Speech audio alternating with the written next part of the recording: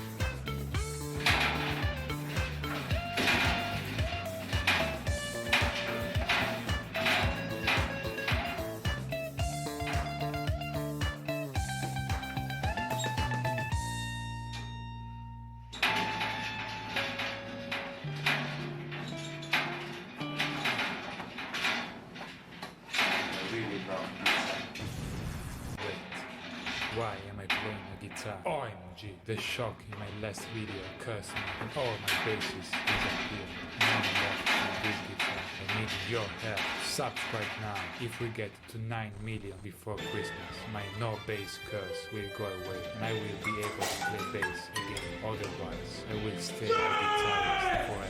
Let's go!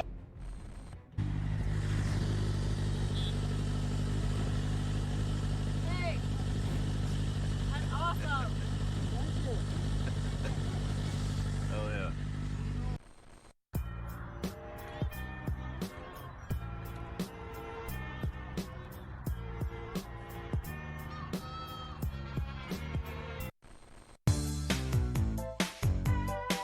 Can't touch this. Can't touch this.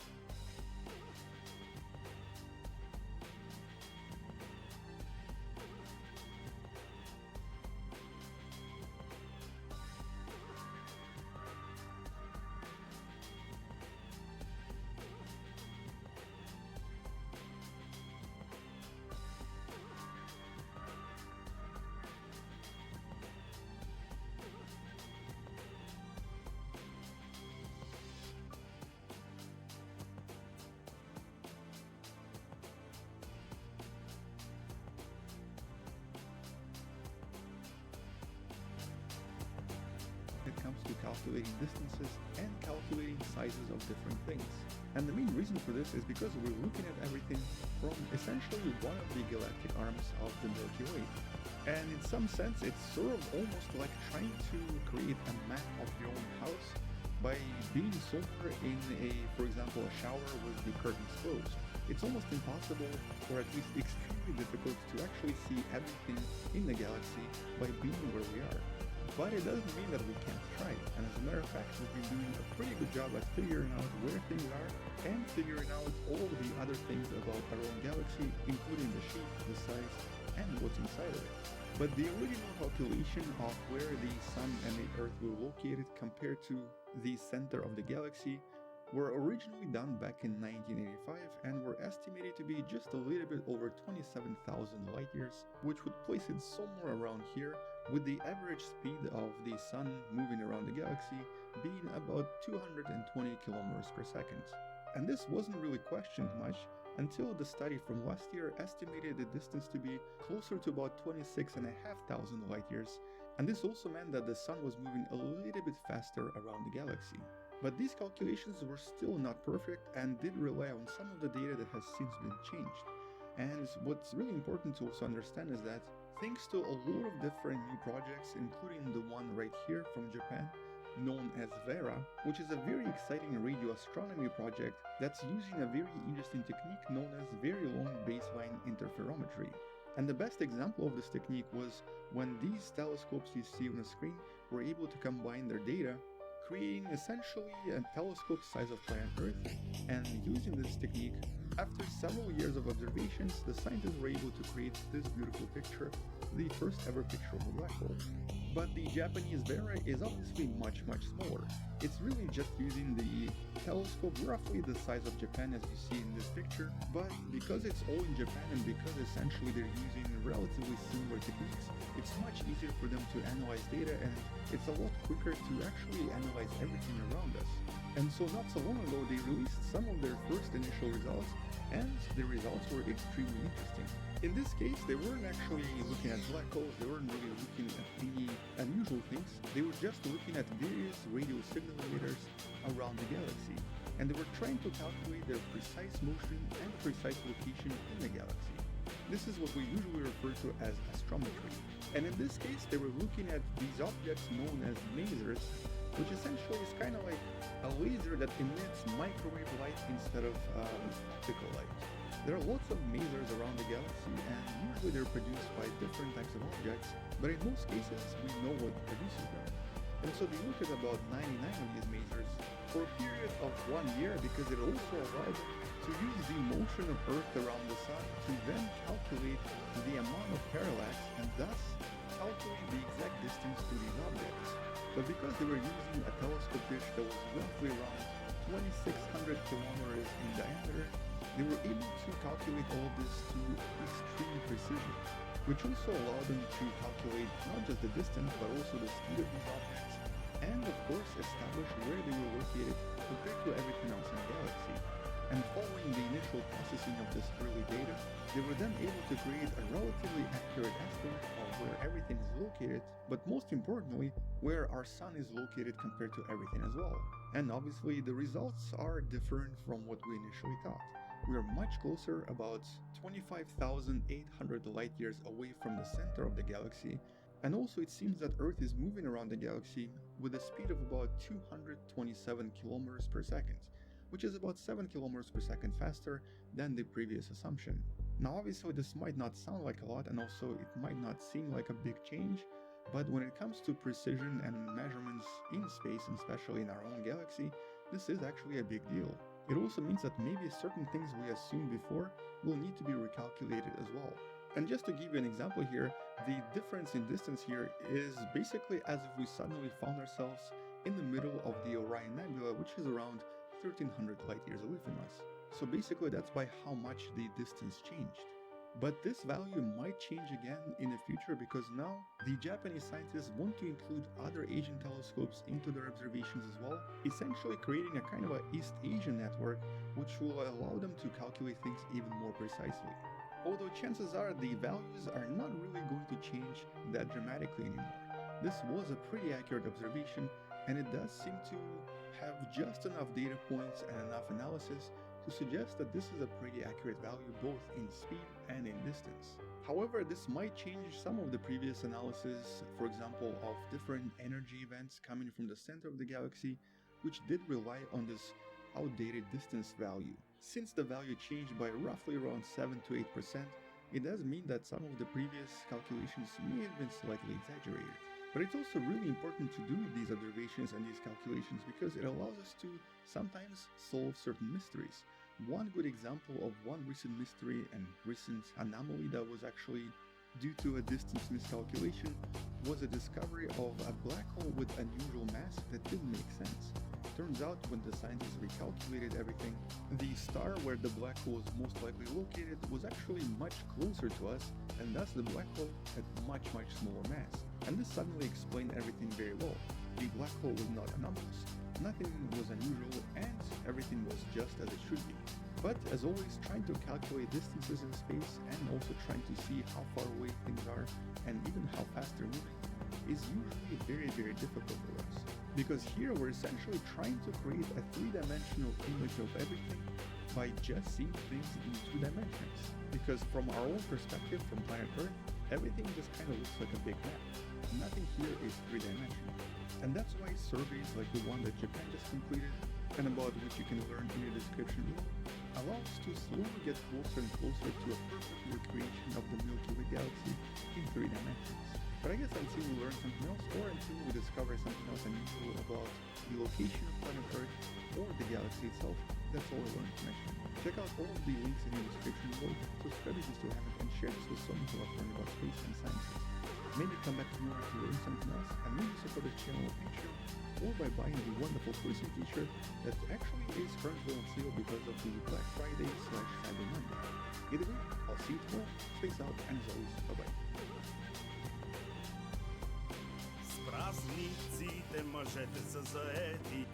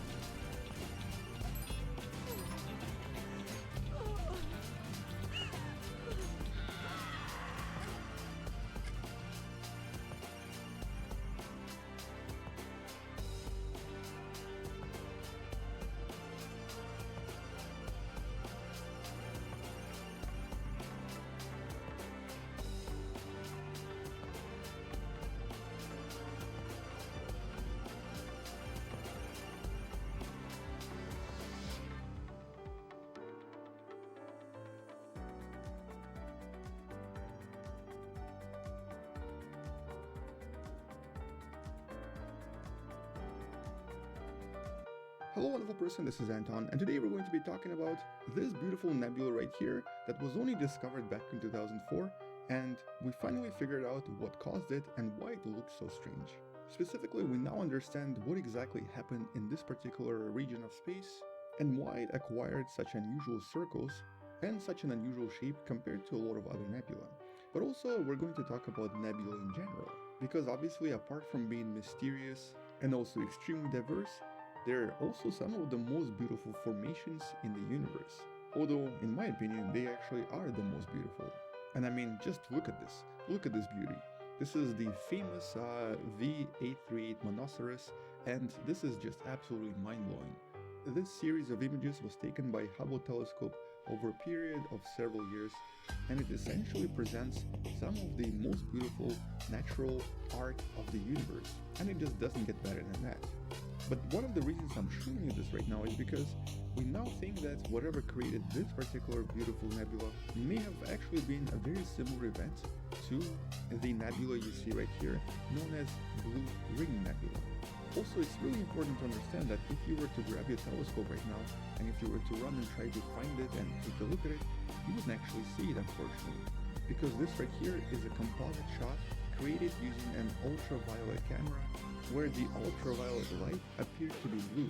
In other words, unlike other nebulae like the famous Carina Nebula, in this case you would actually just see darkness of space, which is why this nebula was only discovered back in 2004. Since it's not visible in visible optical light, it was only discovered completely by accident using ultraviolet investigation. And here, just by looking at this, you can see that something strange is going on. There's this very unusual blue glow, two purple rings, and also a star in the middle. And because most similar nebulae are usually associated with some sort of a major event, like for example expulsion of the outer shell of a star, or in some cases they can also be indicative of a new star being formed, like the red rectangular nebula that you see right here. And also in other cases it can also be a result of a major supernova. This is the famous Tycho supernova nebula. So trying to figure out what created this was actually a mystery for approximately 16 years now. And that's mostly because the emissions produced by this nebula and also the shape produced didn't actually fit any of the other scenarios. And so, according to some of the recent studies and also recent research, this nebula, just like D838, seems to be an extremely unique object in the Milky Way galaxy. But it seems that we might have solved the mystery, and we might actually now know what created this and why it's so unique. So first of all, the star itself is called this. And if you were to look at it in a telescope, you would just see this and nothing else. It's not a very difficult star to see either. Its distance from us is about 6,200 light years away, so you would actually see something if you had a telescope. But turns out that the reason why this star has such an unusual formation around it is because it used to be two stars. And it seems that this is a result of a very specific and a very unique collision between two stars that most likely happened around 5,000 years ago. But the thing is, that's not really the surprising part. Mostly because we know that most of the stars out there, about 80% or even more than 80%, are binary stars, and a lot of them do collide with one another and merge, although others end up losing their partner. As a matter of fact, we believe that maybe Sun once upon a time also had a partner. It might have a missing twin somewhere out there. But today we know that as the stars grow older and as they essentially mature, they do become larger and larger in size. At some point possibly reaching ridiculous sizes, about 700 or even 800 times larger than they originally were. And if one of the stars is close enough to its partner when it's doing that, obviously things become more complicated because either the star starts consuming some of the material from its partner, or the smaller star gets swallowed. And interestingly, even in this simulation, you can kind of see what's already happening here. The exchange of material and the spiraling of material toward the star is actually one of the main reasons we're observing what we're observing. In other words, one of the main reasons why these unusual shapes were created. Because according to the scientists in a paper you can find in the description below, as the smaller star approached the larger star, it left behind this unusual spiral-like formation that eventually creates a very interesting ring-like formation somewhere around here. And this in effect creates a kind of an impenetrable layer that no light and no gas will be able to escape very easy. Although if you were to look at it from this side, everything on this end can escape quite easily. And so following the merger from these stars, and following the release of a lot of different material from the outer layer, although that's not actually a supernova, that's once again somewhat similar to, for example, a planetary nebula, or essentially a creation of a typical star remnant such as a white dwarf when a star reaches a certain age. Although in this particular case, because of the addition of a new material, this star still actually is a regular star. It still has a lot of life in it, but it just threw out a lot of the materials early on. And so this ring on the side essentially caused a lot of the material, instead of creating a kind of a spherical shape, create two different cones, because right here that's where you can find this unusual ring formation, and it kind of blocked a lot of the material from leaving. And so when these two cones formed, they started to propagate in two directions, in opposite directions, with relatively equal velocity, creating something similar in essence to what you see right here. But why is it that we're seeing this and not the two cones? Well, having run these simulations, the scientists realized that it's just a matter of perspective. We're just looking at it from a slightly different view, and we're basically seeing these two cones at a slightly different inclination. And this is what the scientists refer to as the biconical geometry, and they present a very good analysis of what exactly we're seeing here, establishing the exact speeds of these two cones, and explaining in detail what they believe happened here, which actually makes a lot of sense. But similarly to the uniqueness of V838 Monoceros, what makes the Blue Ring Nebula particularly interesting is the fact that despite this being a collision between two stars, we can actually still see and analyze the central star. Normally, in the past when we saw these collisions, the stars involved in them created so much dust around that it was practically impossible to see what's happening in the center. But in this case, we actually see exactly what's happening in the center, and we can analyze pretty much everything, seeing how the star changes, seeing how the material disperses around the system, and thus learning a lot about these unusual events when two stars merge. But obviously, after a few thousand years, just like this nova right here, it's going to expand to the point where nothing will be visible and the star will be completely by itself as if nothing happened. And the analysis for this nebula is actually extremely detailed. Like for example, these purple rings that we have here, the two rings that we see, are created when the extremely fast-moving hydrogen, moving at speeds of around 400 kilometers per second, strikes the interstellar medium and various particles in that medium, and essentially gets energized by the medium itself, creating these beautiful ultraviolet rings, with the purple part itself representing a kind of a shock front as the hydrogen spreads into the medium. As for the star itself, the analysis shows that it's at least 1.1 to maybe even 2 masses of the Sun, and was created when a star that was about maybe a tenth of the mass of our own Sun collided with a much larger star that was possibly a little bit heavier than our Sun. And essentially this is the collision that produced all of these effects we're observing. And right now it actually looks like this star has stopped fusing hydrogen now and is fusing other elements, specifically helium, and is going to be fusing a lot of other elements until eventually it runs out of everything and becomes a white dwarf. But prior to this, it's actually going to release another layer, but all of this is going to happen way after this particular beautiful image disappears and all of this hydrogen disperses into the interstellar medium. And the thing is, these binary collisions are kind of important for us to understand because, as I mentioned, so many of these stars are binary, including the closest stars to us. Alpha Centauri is essentially a binary star system.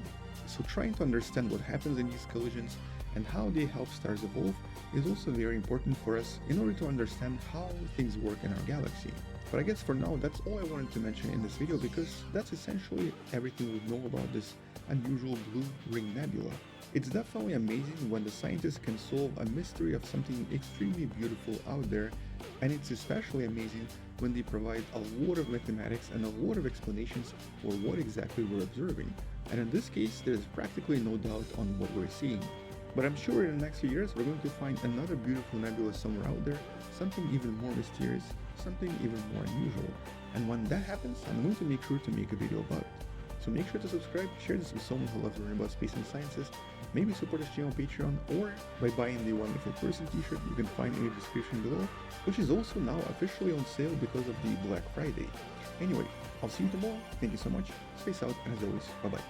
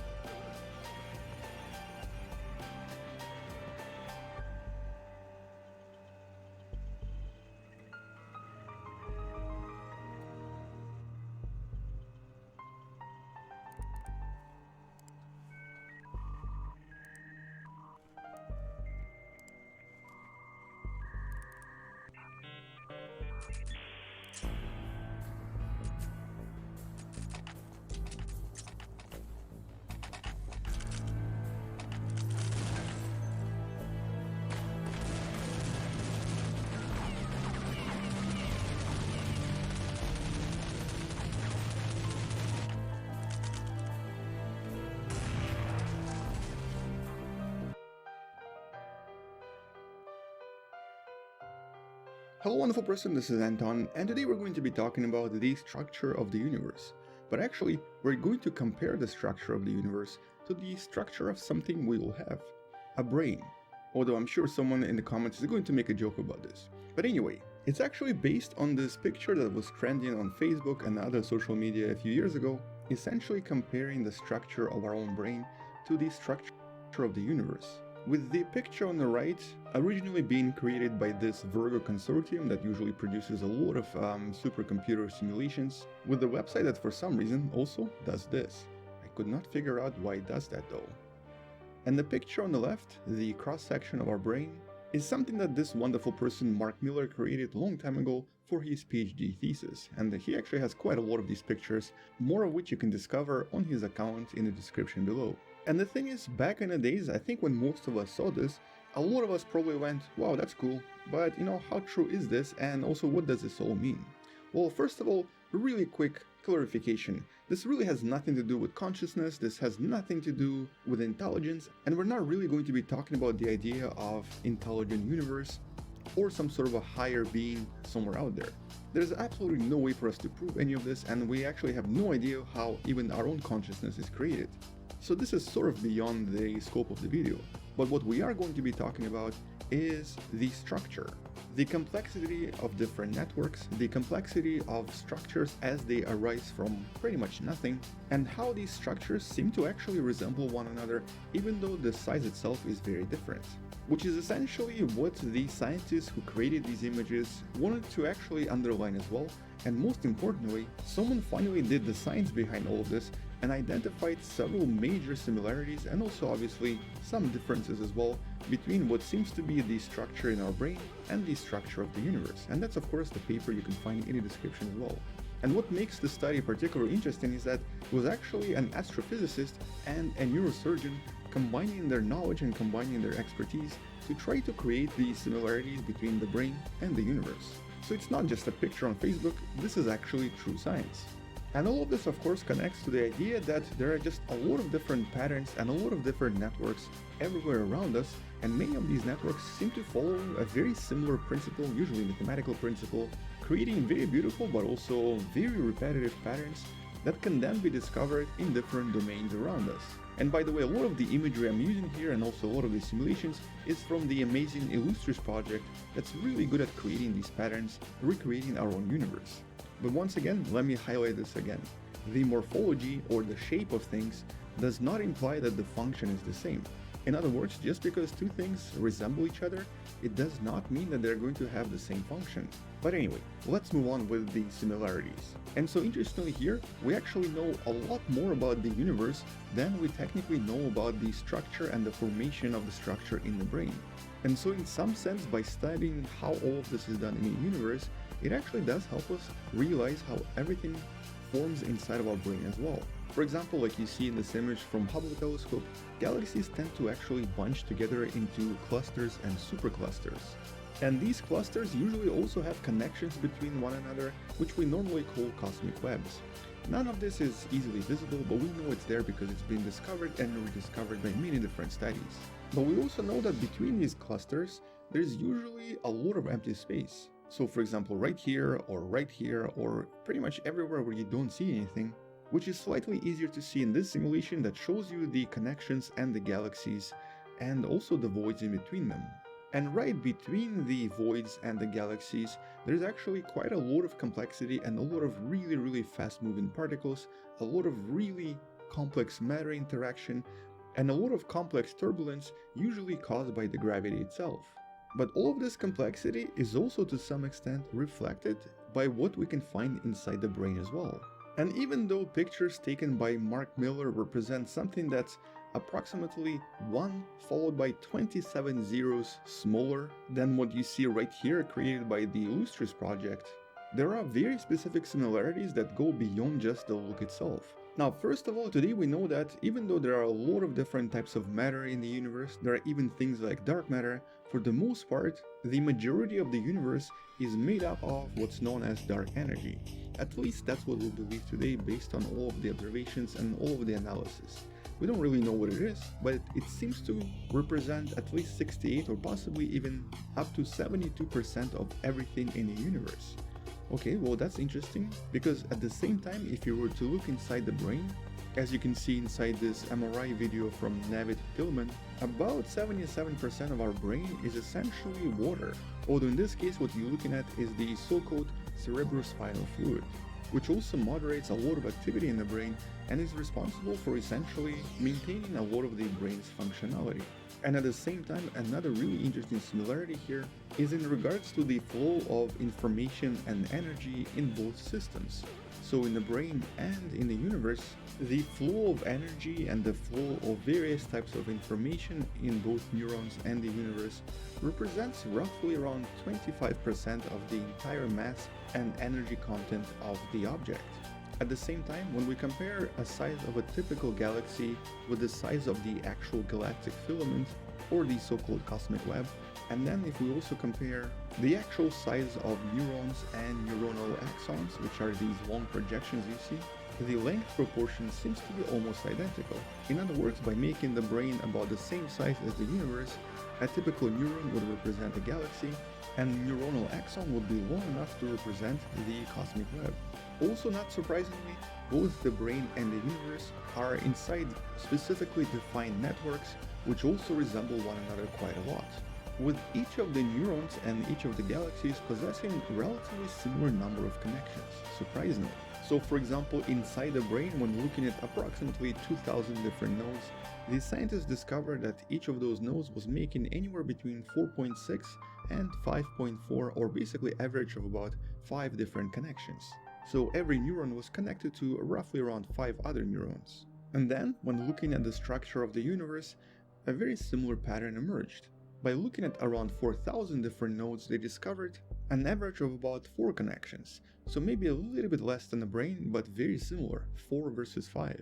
And what's more is that both structures have a preference for clustering around 5 other neurons, anywhere between 4.6 surprisingly. So for example, inside the brain, when looking at approximately 2,000 different nodes, the scientists discovered that each of those nodes was making anywhere between 4.6 and 5.4, or basically average of about 5 different connections. So every neuron was connected to roughly around 5 other neurons. And then, when looking at the structure of the universe, a very similar pattern emerged.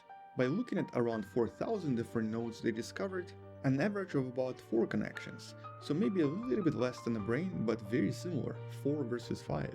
And what's more is that both structures have a preference for clustering a lot of things around some sort of a central node. So basically what we would call a cluster of galaxies seems to also exist in the brain, although unfortunately it's very difficult to find good pictures of this.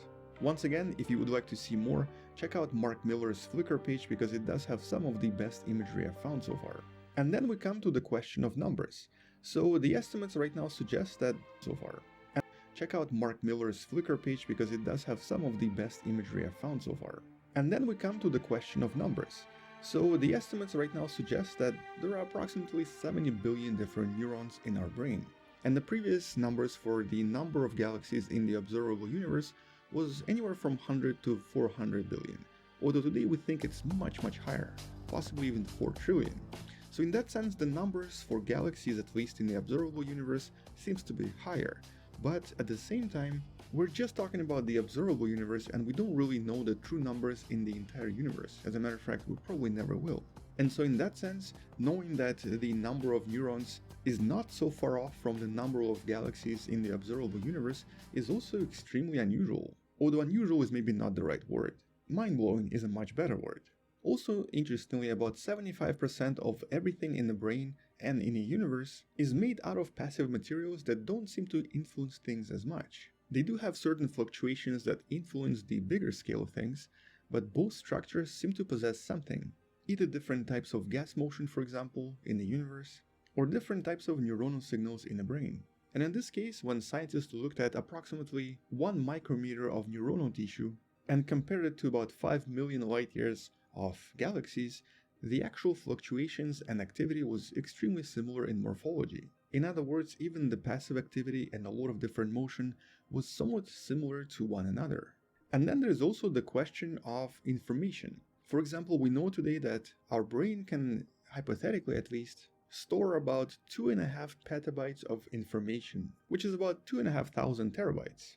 And when it comes to the complexity of connections inside the universe, if we were to apply a similar principle here, the total information in the visible universe would be about 4.5 petabytes. So just a little bit more, but not a lot more. Although here we're just talking about the possible connections between things and not the true formation of memory, for example, not the true formation of information. Here we're just talking about links between different nodes. But just like I mentioned before, it's still very easy to make a wrong conclusion here. The brain structure does not mean that the universe is also aware or that the universe has consciousness. This study only explains one thing. It seems that structures, especially very large structures, follow exactly the same rules when it comes to formation and networking. The complexity and the self-organization inside of these structures create pretty much similar ideas and similar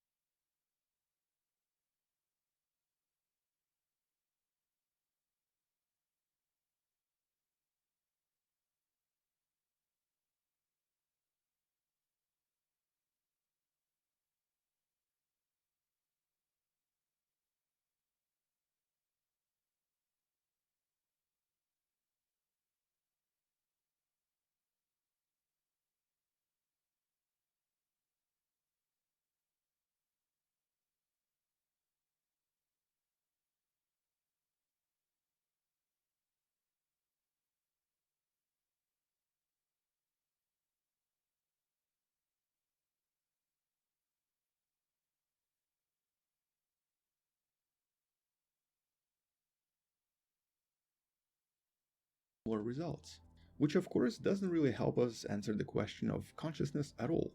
It just helps us, well, not really much as a matter of fact. It does help us understand how maybe complex AI networks could form and how we could maybe create some sort of a really complex computer simulation, but in this case it does not help us in any other way other than just seeing something similar in terms of morphology or how things look. Nevertheless, I personally found it to be a pretty cool analysis, and the paper and all of the relevant links are, as always, in the description below. But on that note, that's kind of all I wanted to mention. It's pretty awesome that we're finding these links and networks and all of these different connections pretty much everywhere around us, but it's also not surprising because these mathematical patterns do repeat themselves even if you look at something really microscopic or if you look at something really huge. That in essence is the math at work. Check out all of the papers and all of the links in the description below, and also check out the work by Mark Miller or by any of the other scientists I mentioned in this video.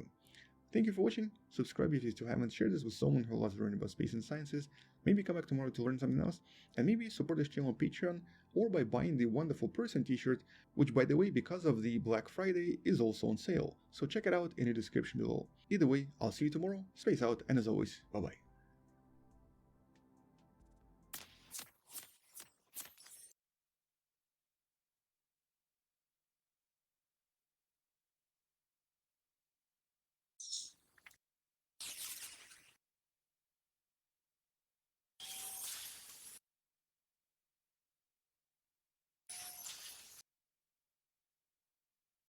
I don't know about you guys, but I prefer rides on smooth surfaces. That's why Manscaped developed the brand new Lawnmower 3.0. It offers what they call skin-safe technology. Now, if you're wondering what skin-safe technology, let's put it this way. It reduces nicks and cuts where it matters the most. Cutting your balls is not fun. It's waterproof for use in the shower, and it's also got an integrated light so you can see what you're doing. Are you kidding me? Look at the light, dude. And a dope charger dock. You just go ahead and clip it in there and it charges really fast. With the perfect package, it has everything you need to fight sweaty, smelly balls. This kit comes with their crop preserver.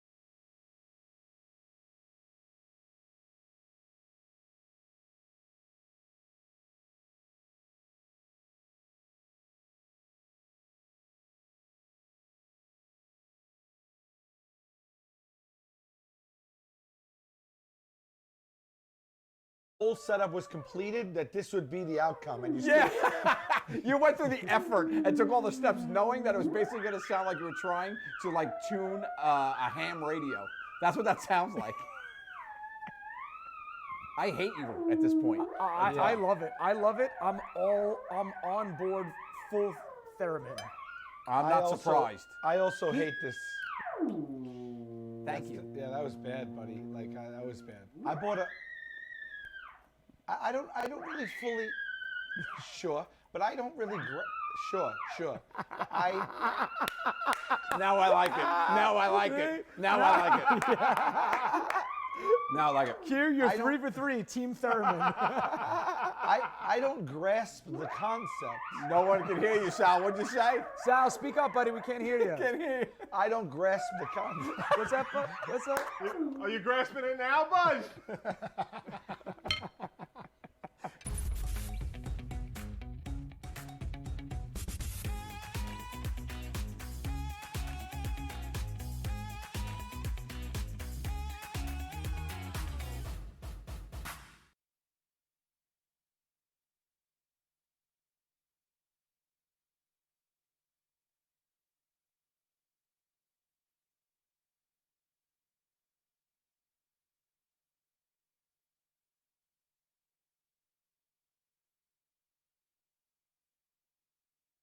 Do you guys really not know what a theremin is?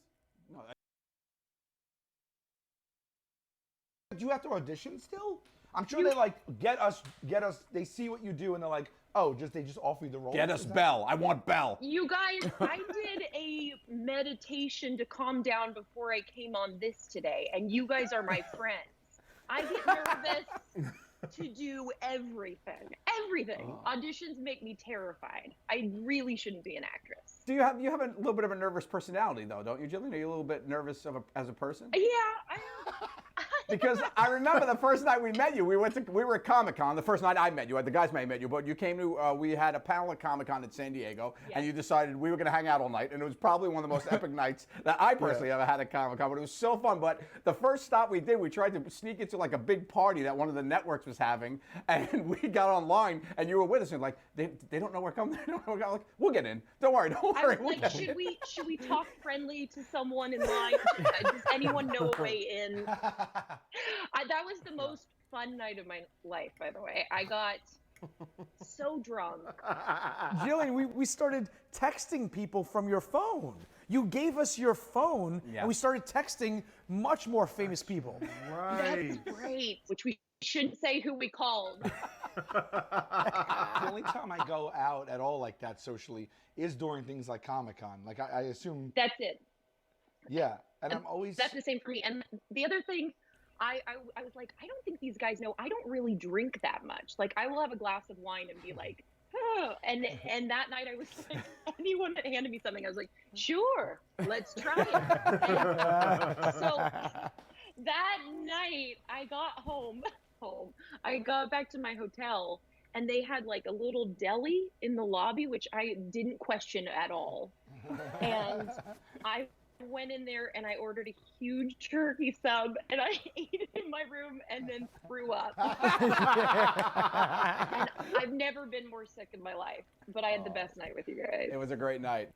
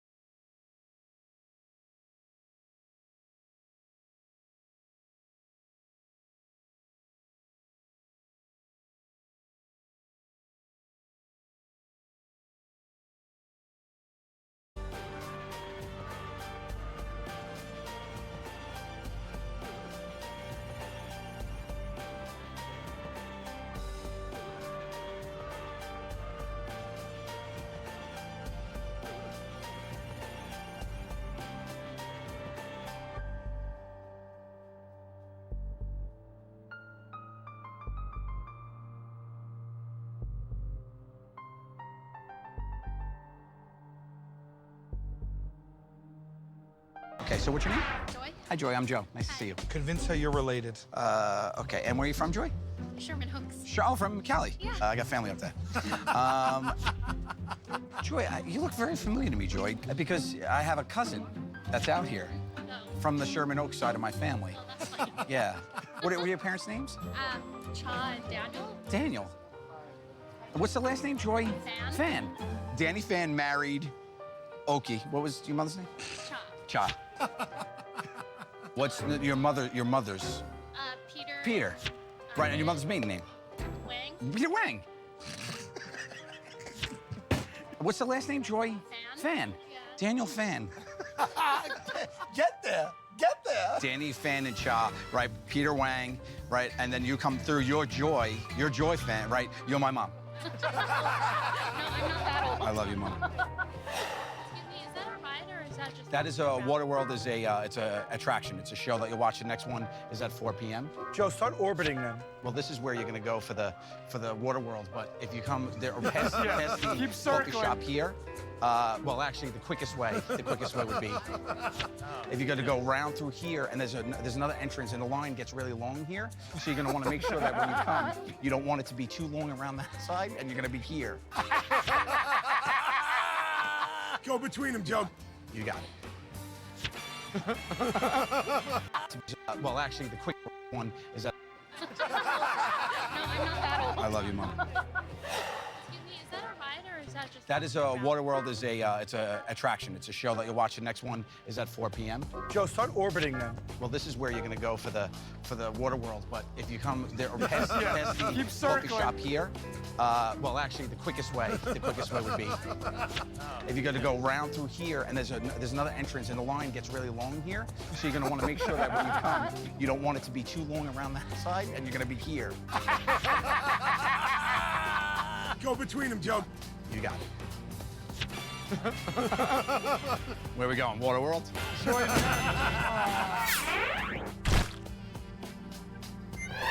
The internet is full of videos of people embarrassing themselves. We just do it on a consistent basis.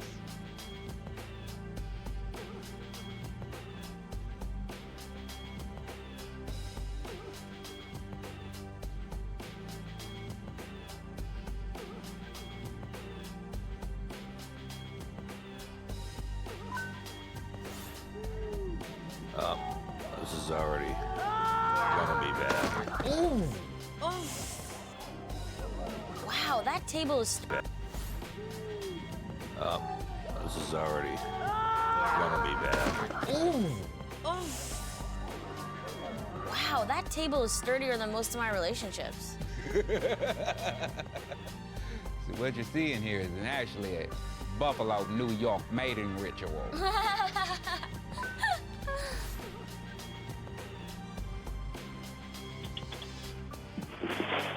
Oh, he's not loving it.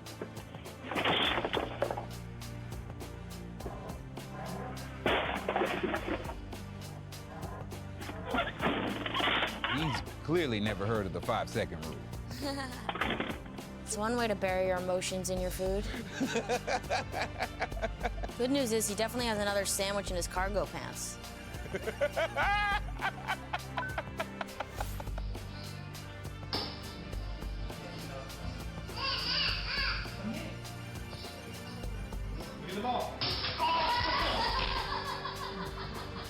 I saw the nut hit coming the second this started.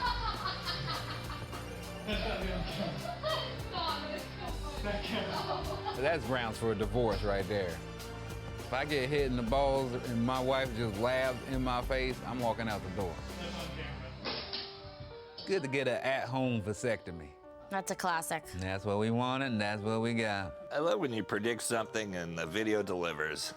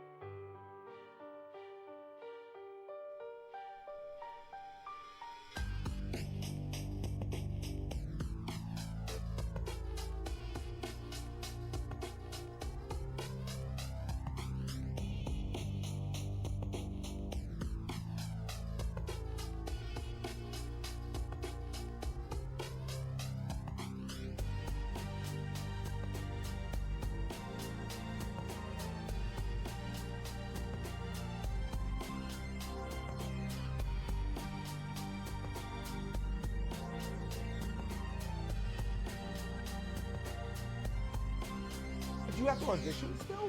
I'm sure they like get us. They see what you do and they're like, oh, they just offer you the role. Get us Belle. I want Belle. You guys, I did a meditation to calm down before I came on this today, and you guys are my friends. Do you have to audition?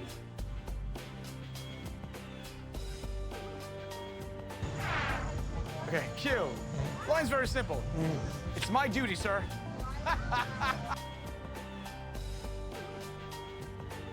Should we jump to a guest? Because I have one. I have a hell of a one. I'd love to see if I can see him. So our guest is one of my favorite human beings on the planet.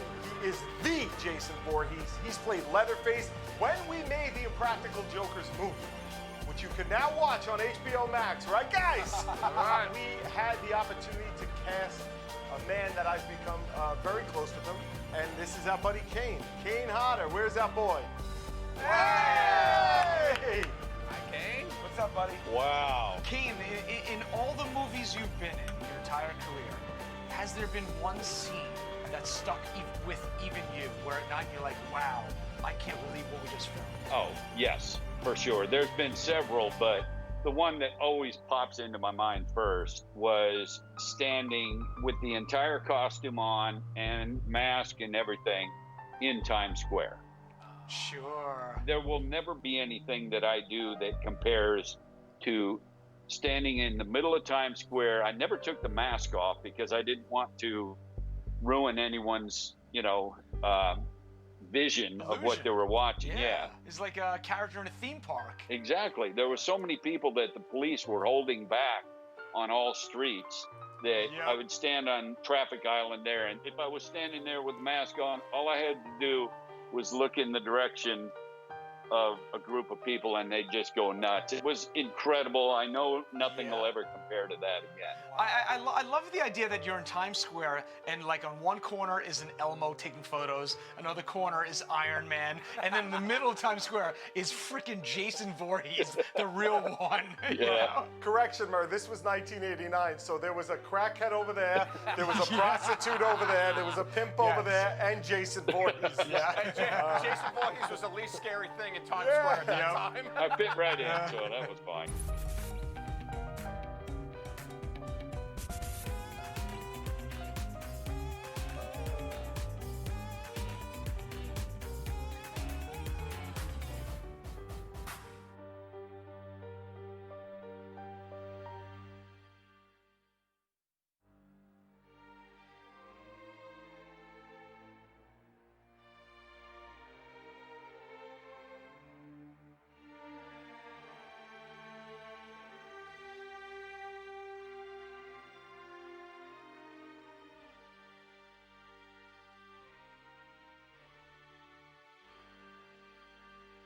What my overall goal is that every bite has the same amount of salt, the same amount of pepper, the same amount of fat, the same amount of meat. Every slice should be awesome. That's the point. Let's dig in. You want to talk a little Halloween? Yeah. Well, I still go every year because I was like still take my nieces to go. So I go trick-or-treating every year still. I don't know when the last time you've done it was. Yeah, the neighbors have been talking about it, Sal. They've been asking for you to stop. What is your favorite Halloween movie, guys? October 1st, I start Home Alone, and I ride that to January 31st or Valentine's Day.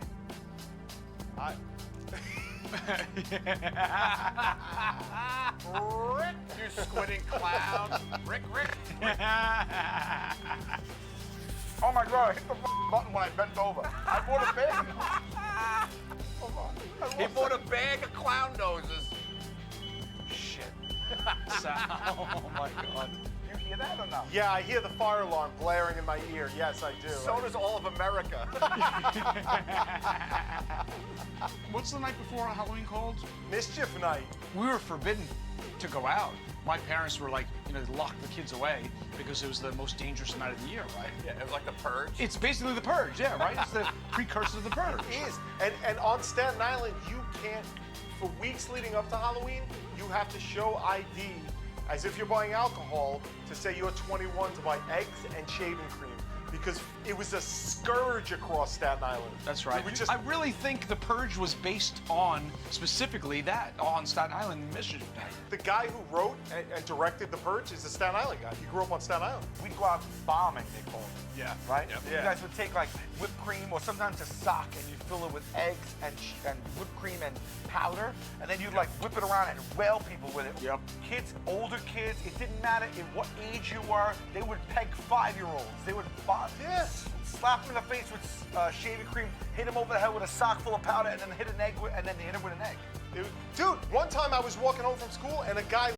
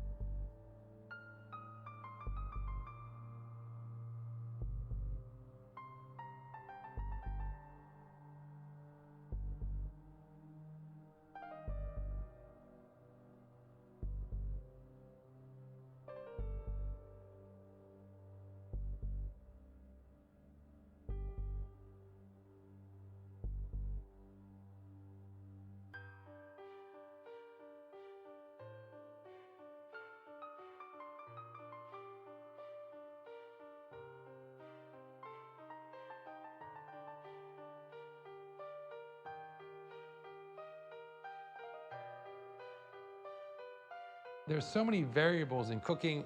It's always about time and temperature. Any recipe that you read is going to talk about how long to cook something and what temperature to cook something.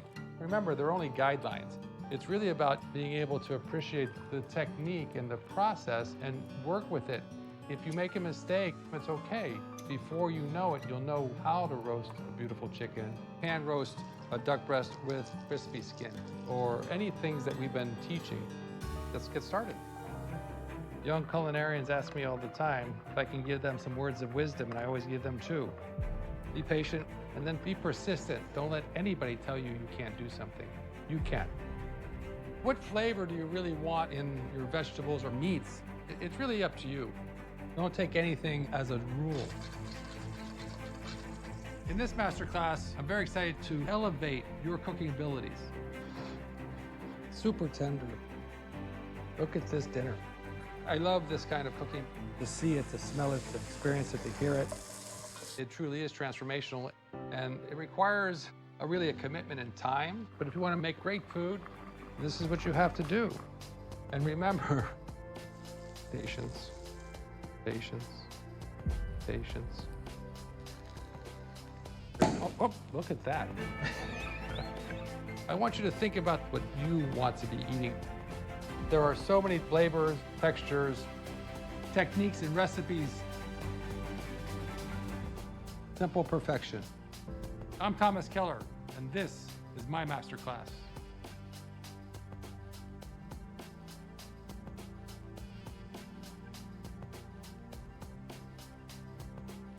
You want to talk a little Halloween? Yeah. Well, I still go every year because I was like still take my nieces to go. So I go trick-or-treating every year still. I don't know when the last time you've done it was. Yeah, the neighbors have been talking about it, Sal. They've been asking for you to stop. What is your favorite Halloween movie, guys? October 1st, I start Home Alone, and I ride that through January 31st or Valentine's Day.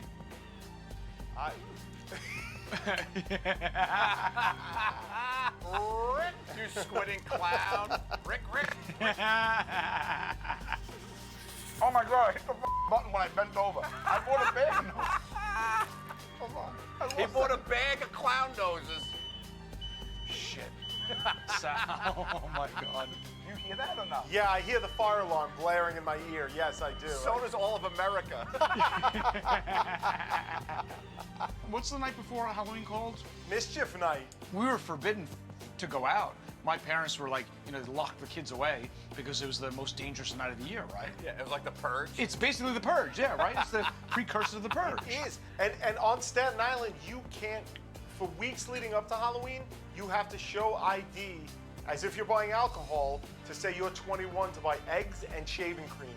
Because it was a scourge across Staten Island. That's right. I really think the Purge was based on specifically that, on Staten Island Mischief Night. The guy who wrote and directed the Purge is a Staten Island guy. He grew up on Staten Island. We'd go out bombing, they called it. Yeah. Right? Yep. You Yeah. guys would take like whipped cream or sometimes a sock and you'd fill it with eggs and whipped cream and powder, and then you'd like whip it around and whale people with it. Yep. Kids, older kids, it didn't matter in what age you were, they would peg 5-year-olds. They would slap them in the face with shaving cream, hit them over the head with a sock full of powder, and then hit an egg and then hit them with an egg. Dude, one time I was walking home from school and a guy leaned out a window in a car and whipped an egg, hit me right in the back of my head. Like, yeah, you got assaulted. It was like the Kennedy assassination. Yeah. The good old days, right, boys? One of the oddest interactions I ever had with my mother was, it was Halloween and there was a girl in my neighborhood who was well endowed. Yeah. Well, I know who you're talking about. Yes. Big Dick Janine. Yeah. Oh, Big Dick Janine? BDJ. BDJ? Yep. I know her. Everybody in the neighborhood would get together and we would, go shaving creaming. And she wore a black sweatshirt that year. She came to say hi to my mom. She just had handprints all over her. And my mother turned to me and said, "They better not be your hands."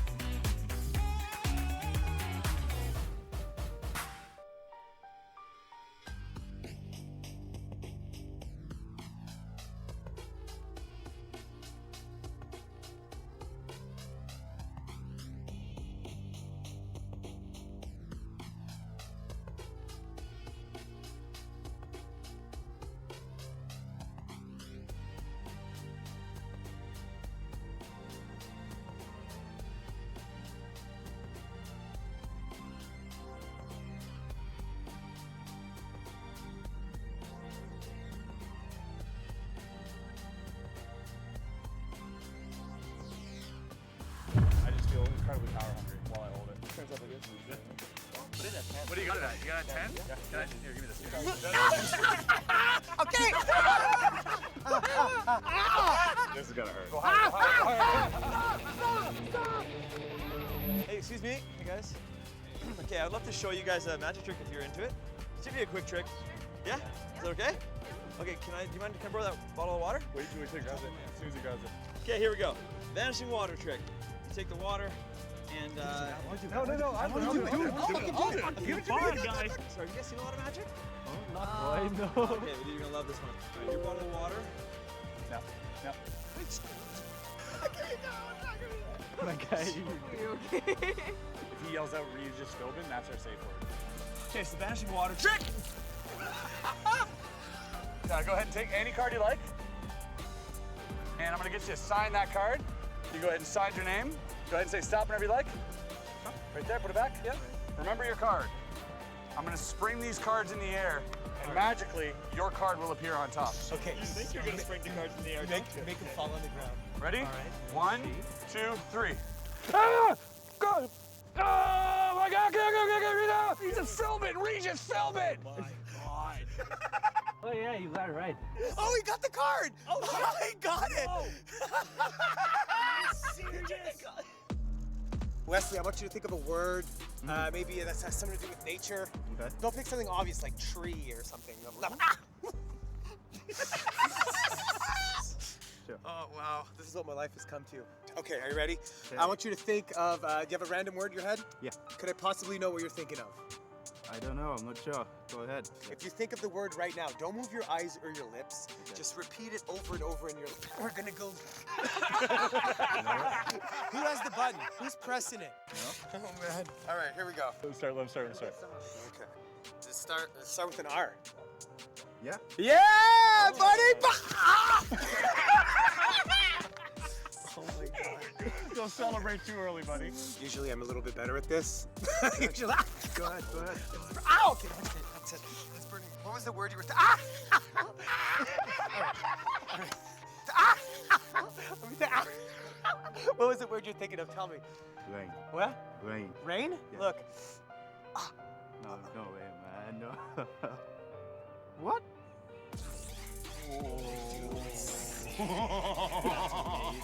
That's amazing. Wow. How did you do that?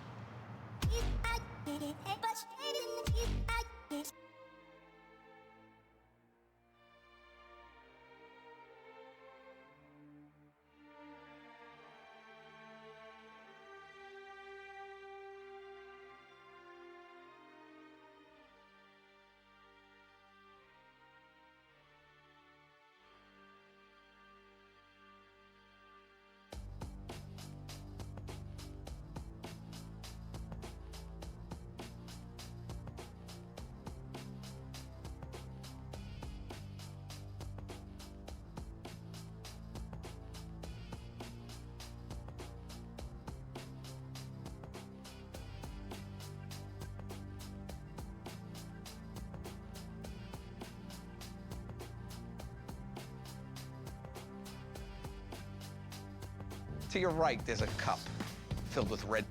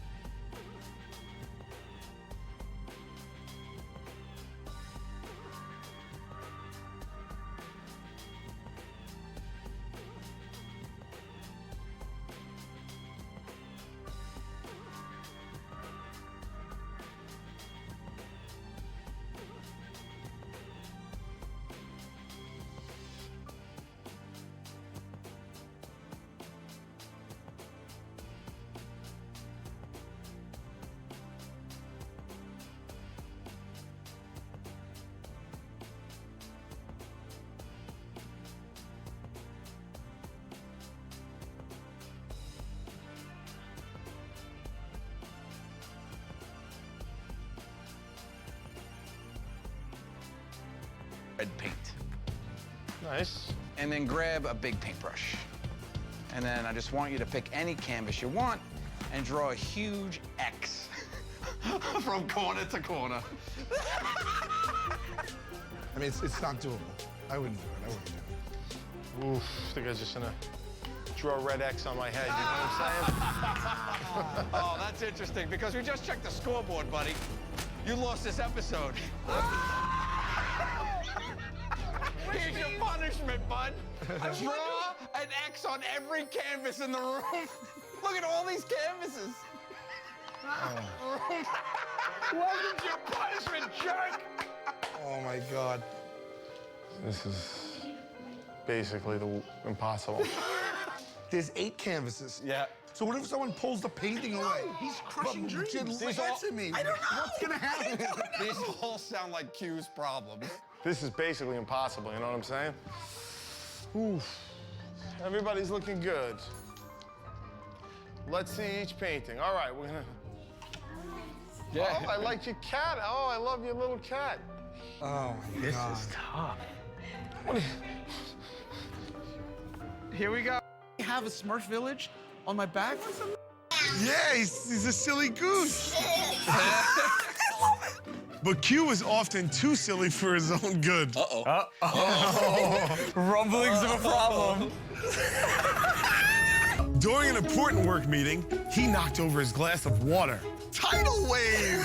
He guffawed. This is no laughing matter, said Q's boss, Mr. Grasshopper. The company's hemorrhaging money. Look at this woman. She knows something's up. Hey, Mr. Grasshopper, don't bug out, Q squelched. Wipe that damn smoke off your face. Out.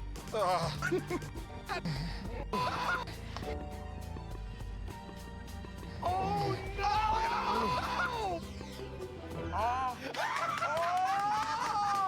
If you do this, I'll never forgive you. I can't even watch this. This is the last one, Q. Oh, I got the fat sweat! I got the fat sweat! I got the fat sweat! I got the fat sweat! There's no words to describe how much I don't like you right now. I don't like me right now. Q, that refusal was a big mistake. You only would have had to do one, buddy. Oh, I gotta go puke. These mommies are very excited to spend some quality time with their kids, you know, to meet a new author. Then comes in our friend in the velour jacket. Hi, everybody. How are you guys? I'm Brian Quinn, and I have my book called The Remarkable Misadventures of Q the Dung Beetle. It's based on my actual life, which I find is always the best inspiration.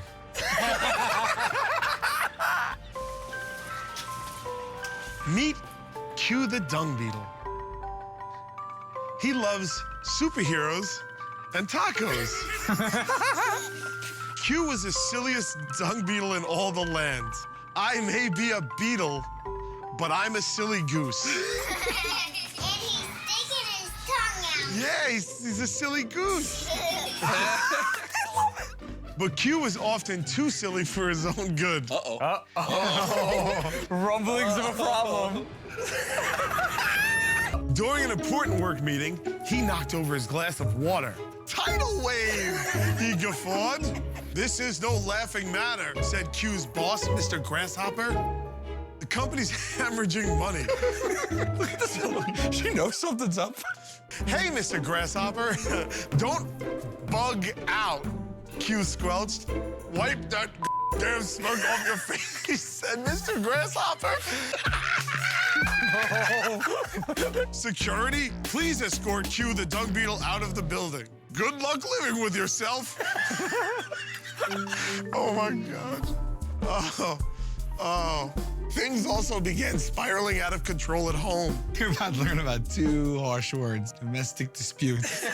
You're projecting your insecurities onto me, said Q's wife. She swiped up a vase and lunged it into the sheetrock. Shattered ceramic littered the carpet.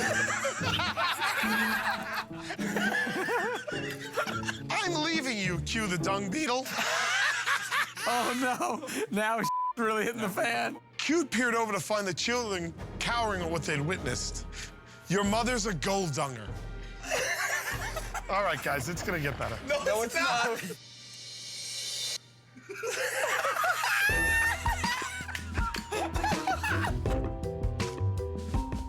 How much? Explain that. Oh no. What's going on here is he is alone. It's like uncomfortable laughter. Sometimes, you know, even dung beetles need companions. He is sweating. Oh. Q ate microwave dinner over the kitchen sink. Look at the bloodshot eyes. Drinking beer? Yeah, the red eyes are from drinking beer. You're very astute.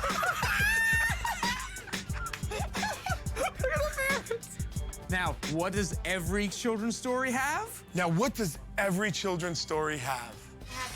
A happy ending. That's right.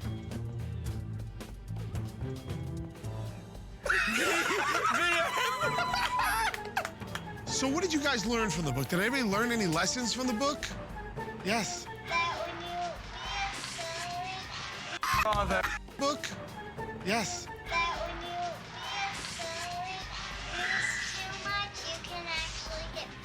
That's right. Thank you so much, everybody. Yeah! Cue the children's author. It's a happy ending for us.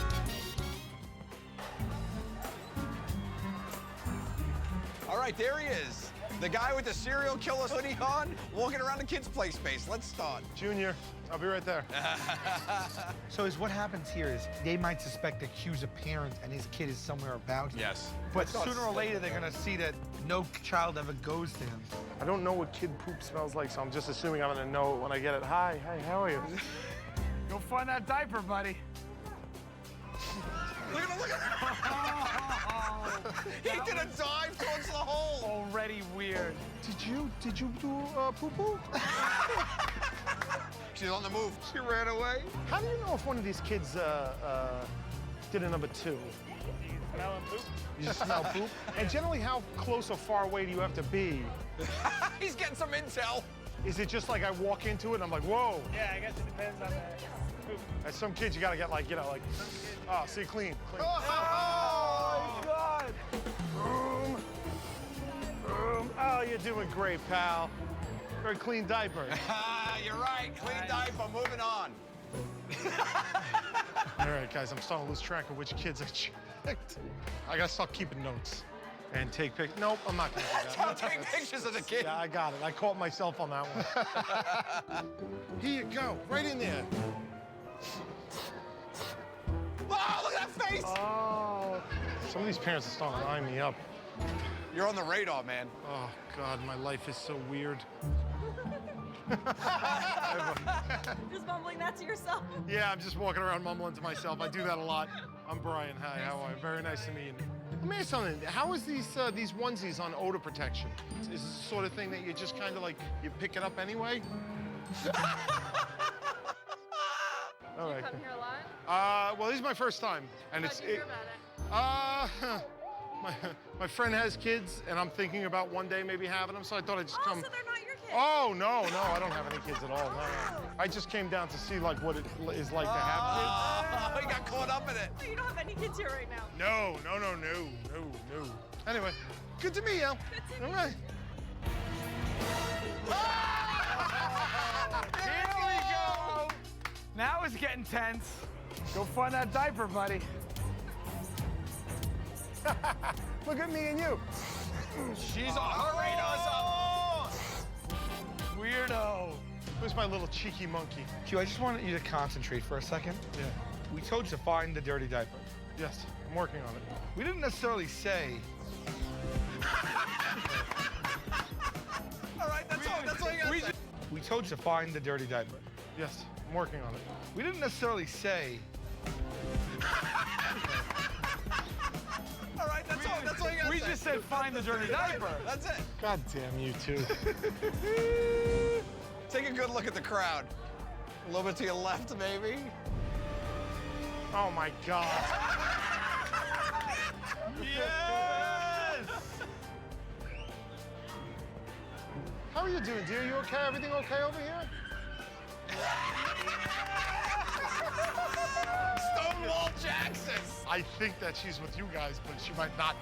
That is what the issue is. She just pointed at... They're clearly talking about you. Oh, my God. This is going to make my job harder. Bizarre! She just said bizarre! Yes, yes. Look at her trying to sniff incognito!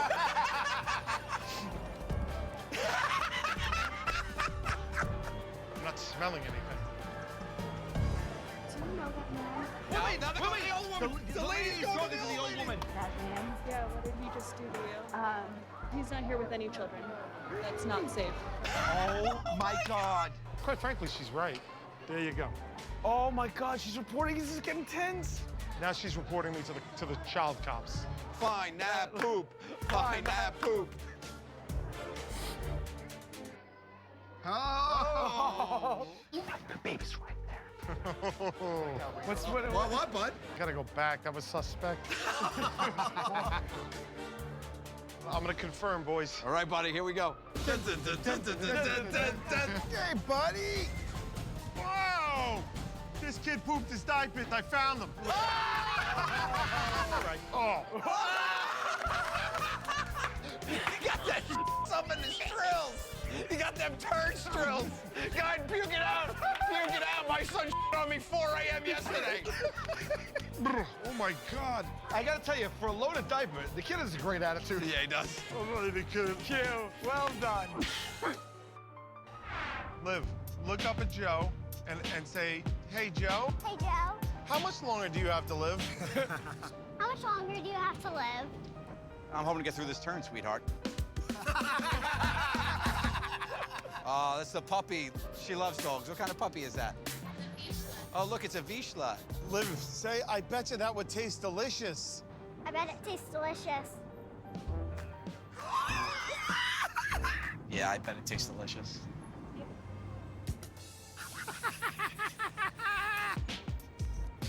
Did you come from the ferry? Oh, you didn't. Do you want to have a sleepover? Do you want to have a sleepover? No, we can have a sleepover. Oh, you have a place to stay already? Okay, well, we could have done a sleepover, but if you got a place to stay. All right, guys.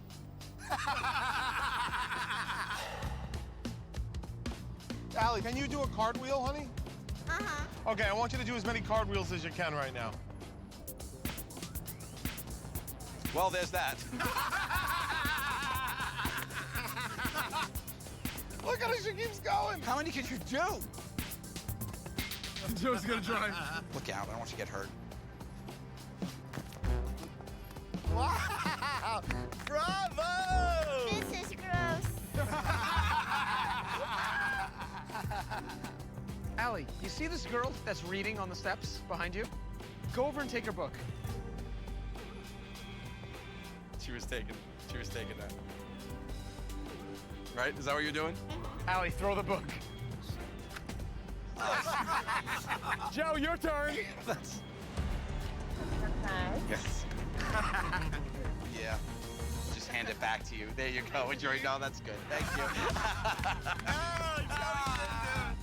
Come on, that's not nice what you do to people. Oh, I hear a lot of babies. I don't like kids. I don't like kids. That's why it's a punishment. Hi, everybody. I've scripted out the whole thing. There's a teleprompter they got to read. It's going to be great. All right, thanks for joining us with 3 men and your baby.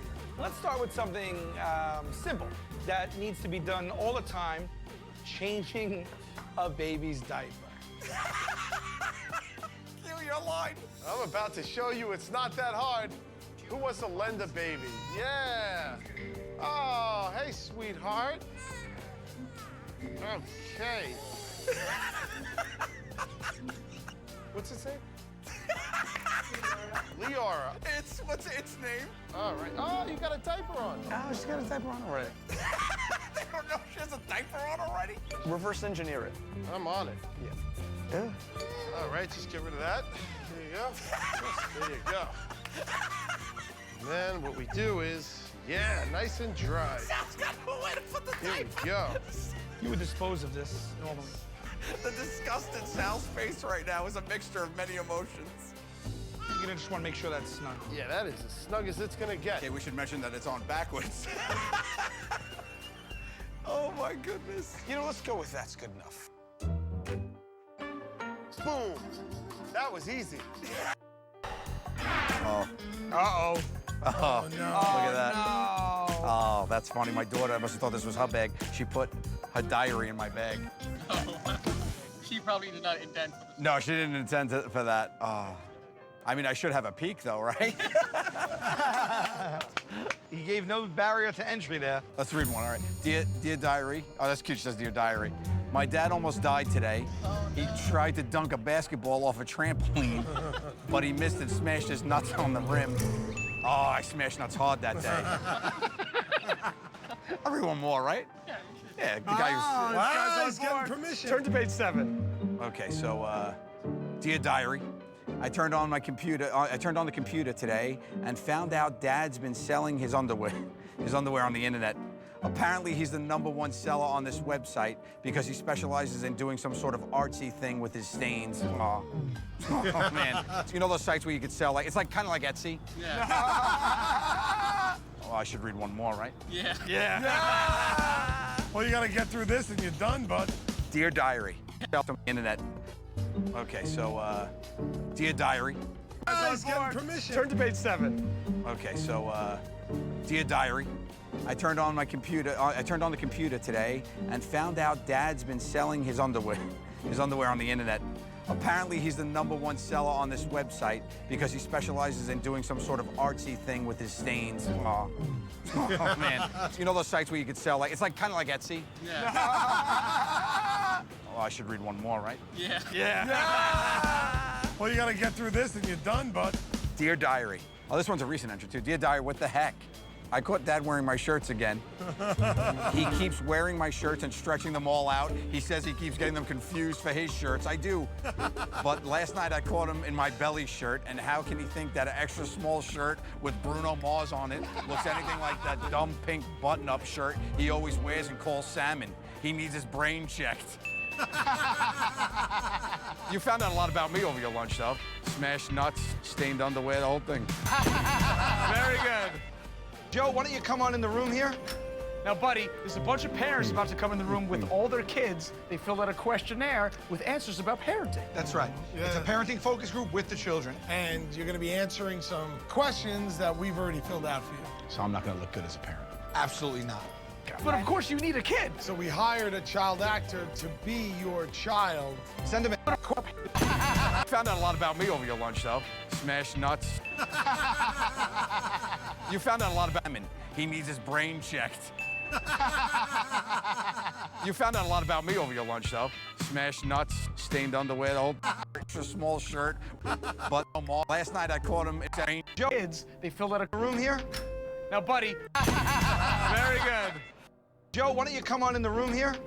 Now, buddy, there's a bunch of parents about to come in the room with all their kids. They filled out a questionnaire with answers about parenting. That's right. Yeah. It's a parenting focus group with the children. And you're going to be answering some questions that we've already filled out for you. So I'm not going to look good as a parent. Absolutely not. But of course you need a kid. So we hired a child actor to be your child. Send him in.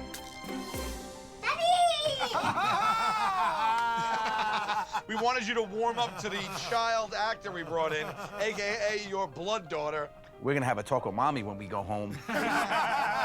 Joe, it's probably warm in there. Why don't you take off our sweatshirt? 1 tequila, 2 tequila, 3 tequila, floor. You like Patron? Yeah. Yeah. You know, this would be really fun if Daddy wasn't getting punished. I look at your beloved daughter and I just see another tool to use against you. Daddy's friends are monsters. Hi, how's it going? I'm John, I'm moderating today. Just gonna be talking basic parenting questions, no wrong answers. Let's just start with the first one. Which of your personality traits did your child inherit? Sense of adventure. Maybe stubborn. Stubborn. You wanna answer that one? Which personality trait? I'm not 100% convinced she's mine.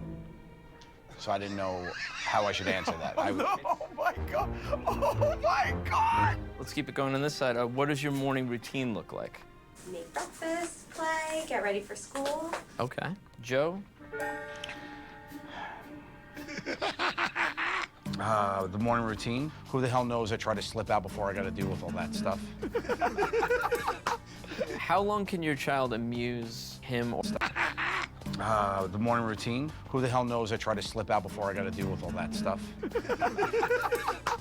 How long can your child amuse him or herself? How long could your child amuse herself? Well, not long enough.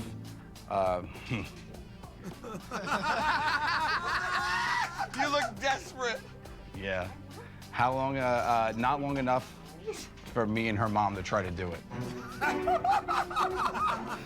Yeah, I'm only looking for a couple minutes at best. Look at Joe. How do you discipline your child for bad behavior? Say definitely put him on quiet time because he needs to be by himself. This poor woman is trying to talk. Joe, do you want to take that one? How do you discipline your child for bad behavior? I do a system. It's reduced water privileges. She loves to drink like a lot of water all day, and then we just bring it down a little bit more. So she's a pretty good kid, so we don't have to deal with it too much. Okay. The looks he's getting. I think we can go to the next question, number 5. List any source material, books, websites, TV shows, etc., that have had a positive influence on your approach to parenting. There's a blog that I read almost daily. It's called Aha Parenting. Okay. At pbskids.org, they have more educational games. Okay, great. Joe? A lot of the stuff I learned on the Dog Whisperer works for her. Do you want to give Milana some Cheerios to snack on? Milana.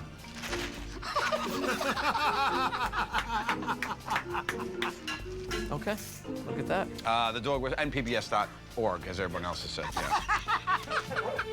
yeah. How often do you say "I love you" to your child? Joe, let's start with you on that.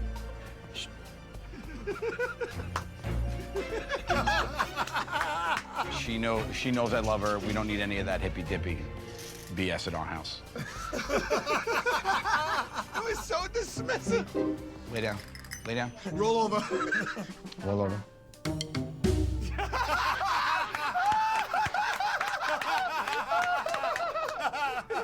Thanks, Dog Whisperer. We're getting close to the end. We'll start this way and go around. How many children do you have? Just one. One. Joe, how many children do you have? Milana has a younger brother, but I don't let them see each other yet. I want it to be a surprise. How much younger? He's 2. I'm not 100% sure he's mine. I'm not 100% sure he's mine.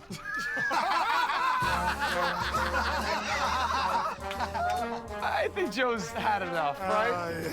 I think so. Joe, why don't you scoot Milana up and just excuse yourselves? Yeah. Thank you so much for taking the time to do this.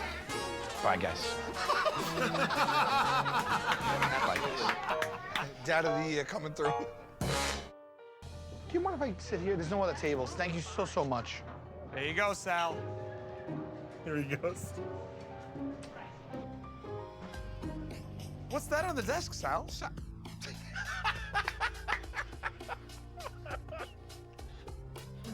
What's that you have on the table, Sal? Oh, that's not your planner, Sal. You must have grabbed something by mistake.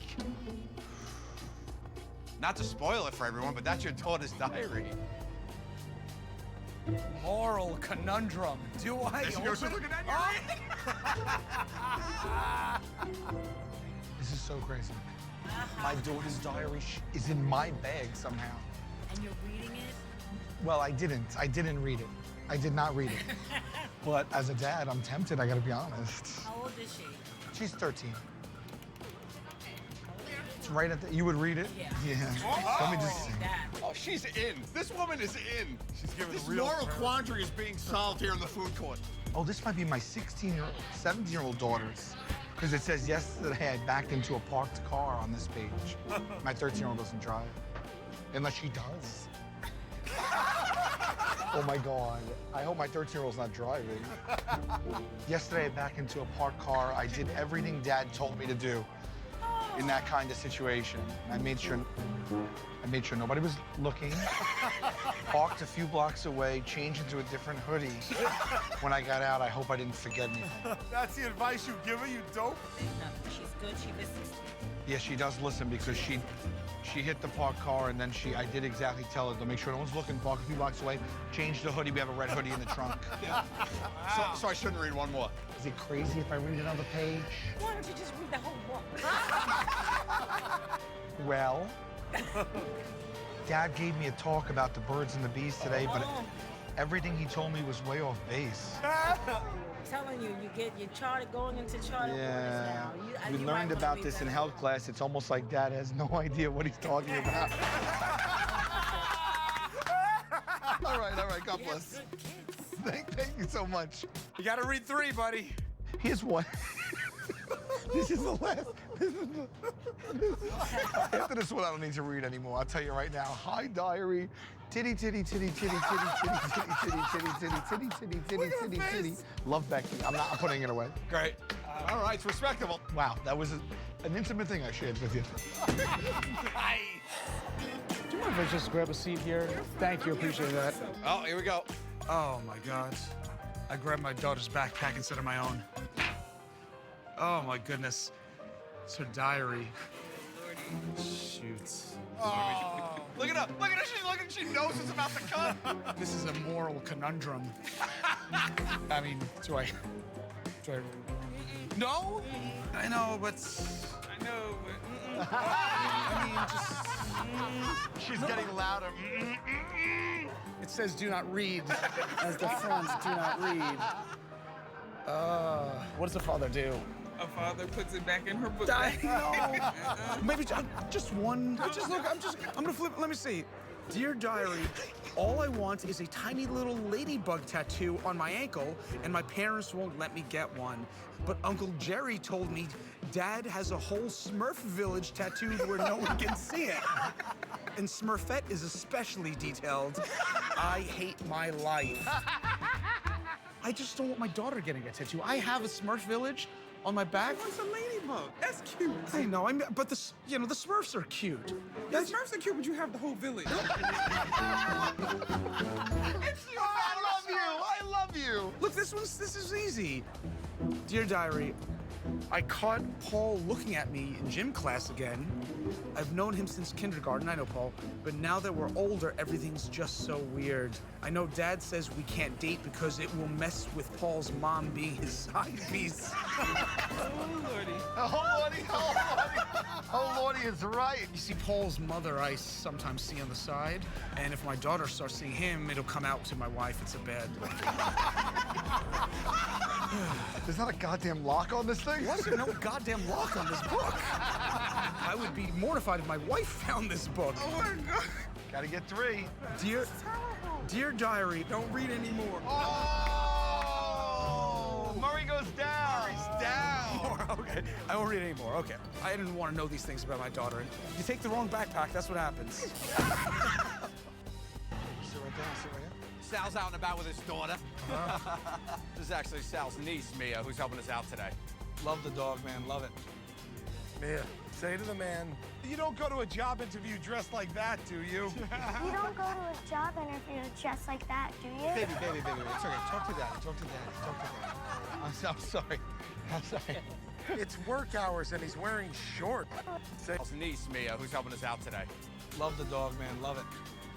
Mia, say to the man, you don't go to a job interview dressed like that, do you? You don't go to a job interview dressed like that, do you? Baby. It's okay. Talk to Daddy. I'm sorry. It's work hours and he's wearing shorts. It's work hours and he's wearing shorts. Back her up, Sal. She's got a. Back her up, Sal. It's your daughter. Odds are you're not gonna get a job dressed like that. If you went into an interview, you're right, and I know she's a straight shooter. You know, she's astute. Mia, say to the guy, my daddy's unemployed. My daddy's unemployed. Again. Again. All right, babe. Seems like forever. You can't. Seems like forever. All right, but you can't just. Oh, God. My daddy can't afford to vaccinate me. My dad can't afford to vaccinate me. Look at the guy! All right, guys, now get in there. You have to agree with it. You haven't agreed yet. I know, because we don't have the money right now. Why couldn't you marry rich like this guy? Why can't you marry rich like this guy? We don't know anything about him. I know enough. I know enough. Say to the man, I bet your wife is the breadwinner. I bet your wife is a breadwinner. Is a breadwinner. Back her up, Sal. She said that she thought your wife was the breadwinner. Is that what you said? Is that what you said? Because I agree with my daughter about that perception that your wife is probably the breadwinner. Because I tell you what, it takes one to know one, my man. I'm in the park in shorts too. Sal, nice save. Hey, all right. Are you still hot? Let's sit down for a minute if you're hot. You want to sit down? Let's sit in the shade. What do you say, babe? Here we go. All right, Mia, turn to the girl to your left and loudly say, I'm an accident. I'm an accident. Back her up. Look at his face. An accident. Like a mistake. Like a mistake. Yeah, I know. We talked about it. That was between us, though. You don't have to tell people. Mia, say to the woman, Miss, I live in shame. Miss, I live in shame. No, you shouldn't be ashamed. I mean, it wasn't your fault, but now you're here and you're great, right? Plus, he wanted a boy. Right? Plus, he wanted a boy. Yeah. I did. Full disclosure, I did want a boy first because I wanted an older brother. Like I had an older brother, yeah. And I feel like the protective thing, especially how sweet she is. He wanted a boy or a cocker spaniel? He wanted. Yeah. I did. Full disclosure, I did want a boy first, right? Plus, he wanted a boy. Yeah. I did. Full disclosure, I did want a boy first because I wanted an older brother. Like I had an older brother, yeah. And I feel like the protective thing, especially how sweet she is. He wanted a boy or a cocker spaniel? He wanted a boy or a cocker spaniel. I'm neither. I don't like it when you tell me to bark. Oh, yeah, I know. Well, this has been significantly awkward. I think we should go see your mom at work now.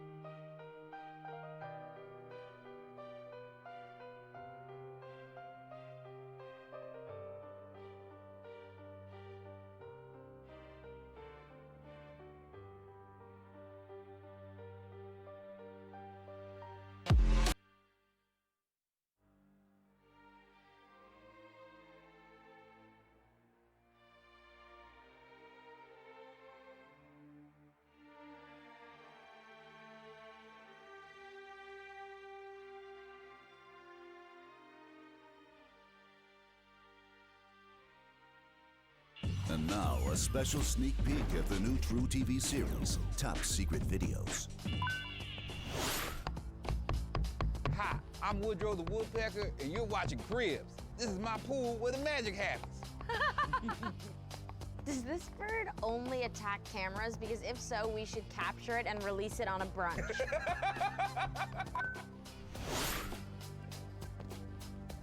Ooh. Is he okay? Because I want to know if I can laugh. I didn't know pub was short for public execution. Wow. Yes. The Rule drunk nu- white girl in her natural habitat. Rule number 1, do not touch the dancers.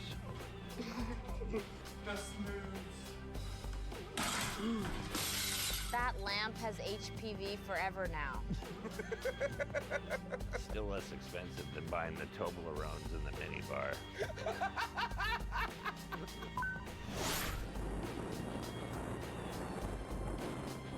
Oh, I know that look. That's me when the weed cookies kick in. Been there.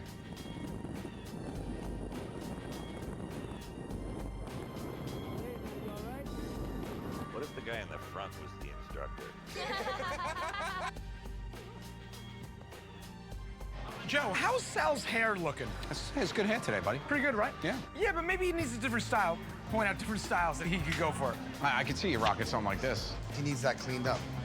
This is nice. I like that on you. Yeah. Yeah, but you could tell it's been weeks since he's had a haircut. It's all grown out. Oh, you don't cut it short. Keep holding your hand up. You don't cut it short? See how many times he can give you a high five. Yeah. No, I like it. It's just that for me, I go like shorter here. I can't get a haircut every 2 weeks. He knows what I'm talking about.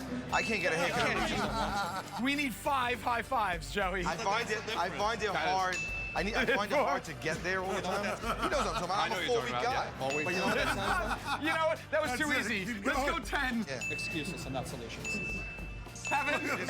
My whole life, I've been trying to get a haircut every 2 weeks, but it grows in. When I feel like it's growing out, like around the ears right here, and I feel like that. I know, but when I do like that, then I feel confident. I want to keep going.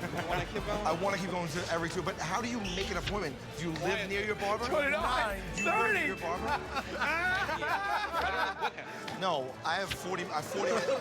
I have a 38, 39, 40.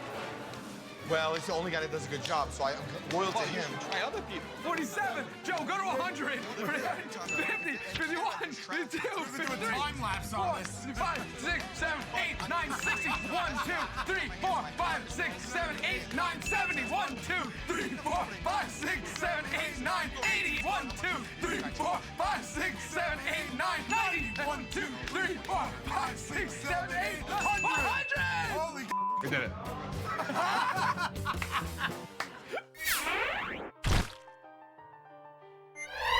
The internet is full of videos of people embarrassing themselves. We just do it on a consistent basis.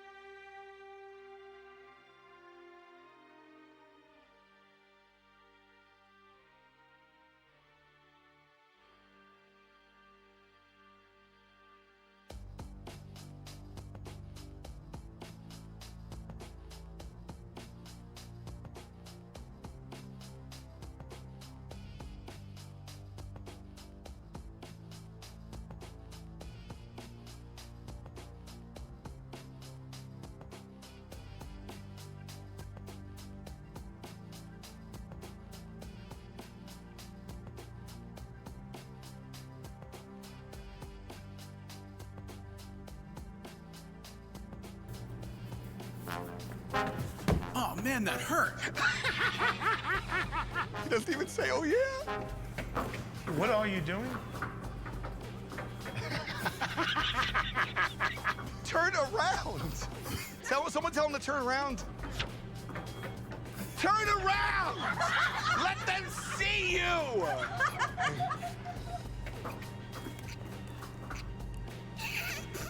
Murray's out! Murray's out! You hit the button to get out. I did not know that.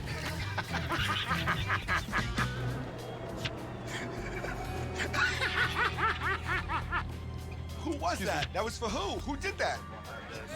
You laughed at your own joke? Yes, because he screwed it up so. Who are you, me? Get off this thing! He screwed it up so bad. I laughed. It's down to the last two. You and Joey. Oh, something's coming. Has anyone seen Chuck Yeager, the man who discovered the speed of light? I'm big fan of Chuck Yeager, who broke the speed of sound. This is Vanessa. Vanessa works on our show, works very hard. Half the times I just don't understand what she's saying. We don't understand what she's saying. What? Has anyone seen Chuck Yeager, the man who discovered the speed of light? Oh my God! I'm sorry, I don't understand what you're saying. Oh my God! Oh my God! Was that Carmen Sandiego? Looked like Carmen Did Carmen Sandiego just come in here and... chocolate, Jaeger. I would have lost it right there. The internet is full of videos of people embarrassing themselves. We just do it on a consistent basis.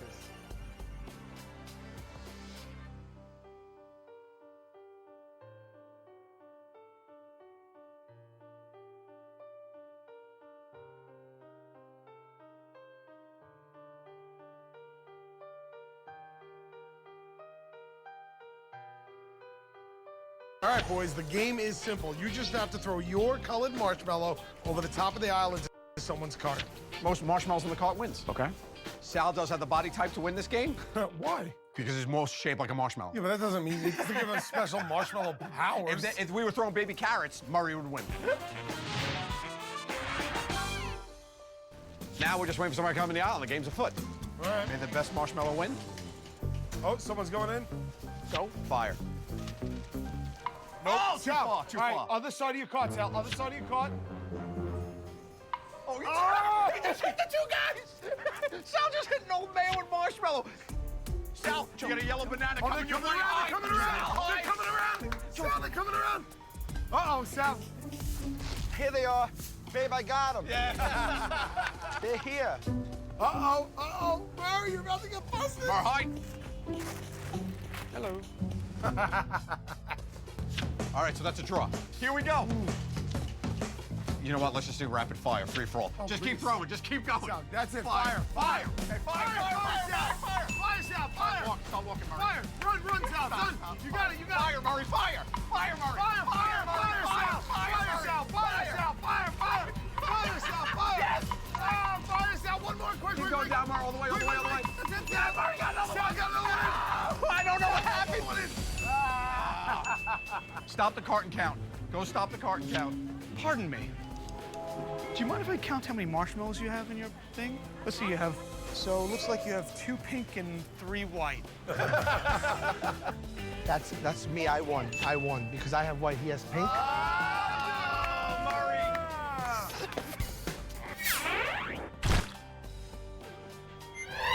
The internet is full of videos of people embarrassing themselves. We just do it on a consistent basis.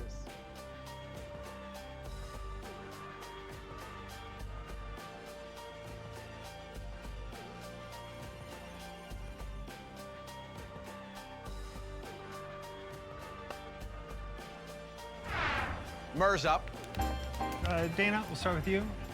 How would you define true love? Oh. You just wait, Murray. Being in love with your best friend, just that person that you're comfortably you at all times with. So. All right, James. How would I define true love? It's like discovering new ways to enjoy ice cream. New ways to enjoy ice cream. But not with your mouth. But not... but not with your mouth.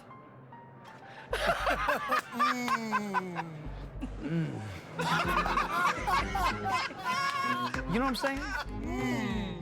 That's what love is to me, just Dana, what's the best way to meet new partners? I used to think it was the apps, but now it's maybe networking events. James? Oh, senior centers. Senior centers. Okay, I find a hot granny. You find a hot granny. And then find her granddaughter. And then you find her granddaughter. See what I'm doing there?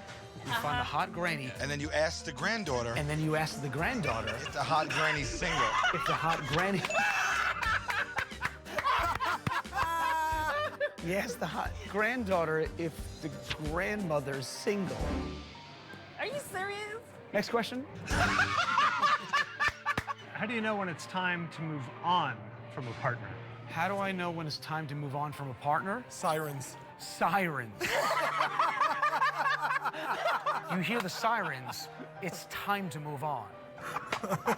Sirens. James, name 3 things that you need in a relationship. I need a person who'll let me spiritually. I need a person that'll let me spiritually, emotionally, and physically dominate them. Dominate them.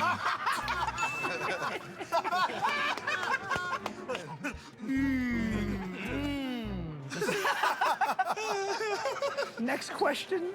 What's one piece of advice you'd give to a newly married couple? If you have a fight. Well, if you have a fight. No matter what. No matter what. Don't ever go to bed. Don't ever go to bed.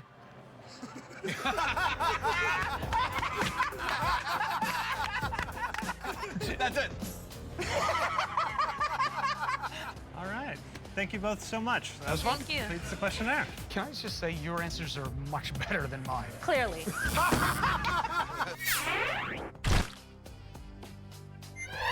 The internet is full of videos of people embarrassing themselves. We just do it on a consistent basis.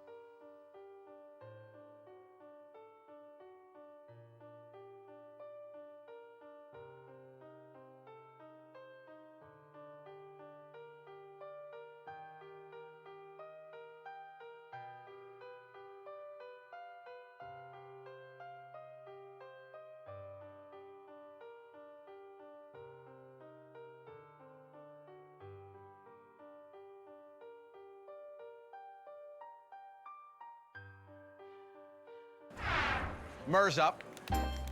Dana, we'll start with you. How would you define true love? Oh. Easy. You just wait, Murray. Being in love with your best friend, just that person that you're comfortably you at all times with. So. All right, James. How would I define true love? It's like discovering new ways to enjoy ice cream. New ways to enjoy ice cream. but not with your mouth. But not with your mouth.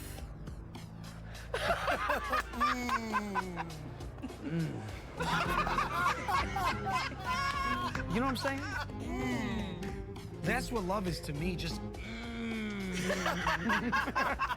Dana, what's the best way to meet new partners? I used to think it was the apps, but now it's maybe networking events. James? Oh, senior centers. Senior centers. Okay, I find a hot granny. You find a hot granny. And then find her granddaughter. And then you find her granddaughter. See what I'm doing there? You find a hot granny. And then you ask the granddaughter. And then you ask the granddaughter. If the hot granny's single. If the hot granny.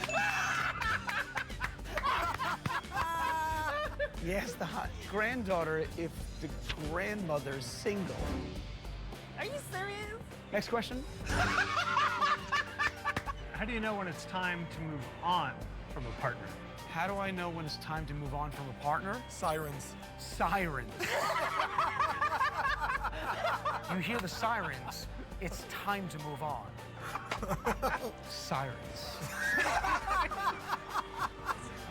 James, name 3 things that you need in a relationship. I need a person who'll let me spiritually.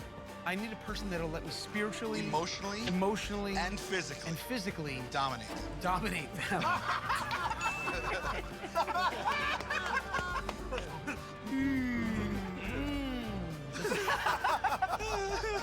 Next question. What's one piece of advice you'd give to a newly married couple? If you have a fight. Well, if you have a fight. No matter what. No matter what. Don't ever go to bed. Don't ever go to bed.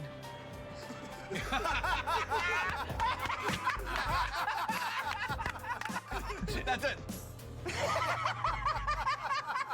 All right. Thank you both so much. That was fun. Thank you. Completes the questionnaire. Can I just say your answers are much better than mine? Clearly.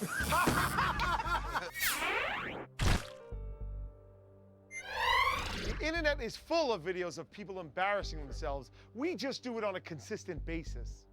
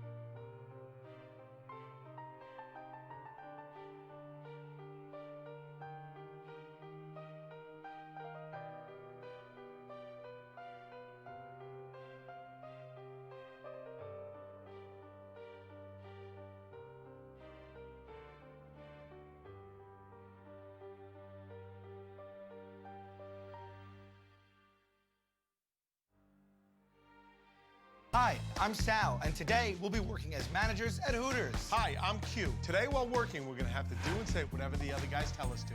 Hi, I'm Murr. If you refuse to do anything, you lose. Hi, I'm Joe.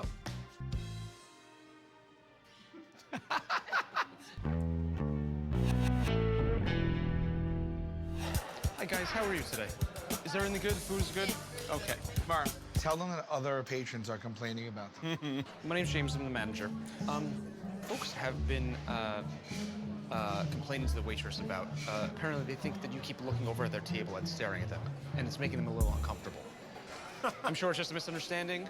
Try to be a little sensitive to not staring at people. No, I wish it was. Tell them, you know what, I'm gonna go throw those people out. You know what? No, I wish it was. Tell them, you know what, I'm gonna go throw those people out. You know what? I'm on your side here. Maybe I should just throw those people out, so you know, okay? Just go to another table so they see you.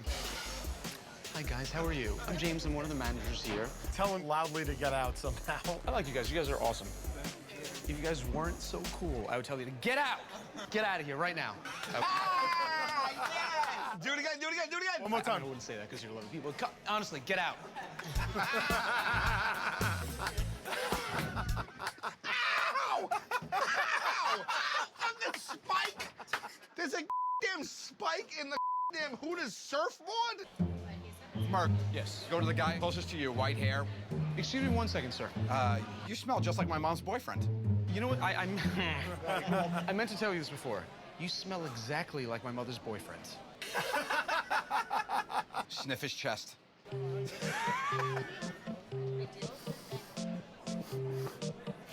Yeah, same smell. It's the same scent as my mother's boyfriend. Do any of you ladies need a job? Come on, pal. Do either of you ladies need a job? We're opening up a spinoff called Saggies. There's no... I'm gonna get you your beers. How you guys making out? Everything okay? 2 more drinks? Sure. Hi, how are you? They just need a couple of refills on the drinks, yeah. She's great. She'll have your drinks right away. She's beautiful, too, isn't she? She's beautiful. Really, one of my favorites. She's really beautiful, very talented, very voluptuous. She's my daughter. She's my daughter. I gave her the curves in all the right places. She didn't get it from her mother, I'll tell you that. She didn't get it from her mother, I'll tell you that. How you guys doing? Take good? Just turn over your shoulder and say enough to no one. If you need anything, I'm Sal the manager. Enough. If you need anything, I'm Sal the manager. I'll help you out. So just, where are you from? Spain. Spain? I said enough. You have nice weather right now. Enough. You have very nice weather. Enjoy it. If you need anything, I'll be right over here. You just let me know. Just let me know. Sal, sit at that table by yourself with your back to them and start having a conversation with your fake friend.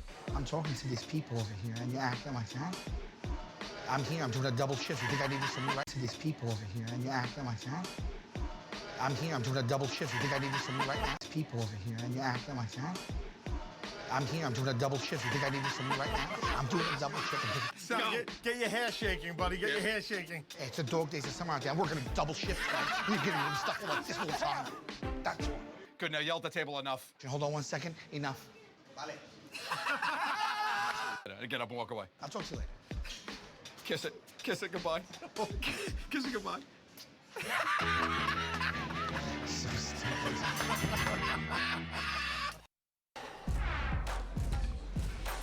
Well, hi, what can I get you? Hey, Joe, your cash register is voice activated. It never seems to work. Okay, what's your name? Enter customer name. S-H-A-N-E-L-L-E. Go back. Go back. Enter customer name. Joe, you can't get past her name. S-H-A. Go back. S-H-A. Go back. S-H. Go back. Sorry, one second, we just got the new system. Enter customer name. S-H-A-N-E. Oh, it just picked up Honey Barbecue. I'm sorry. Go back.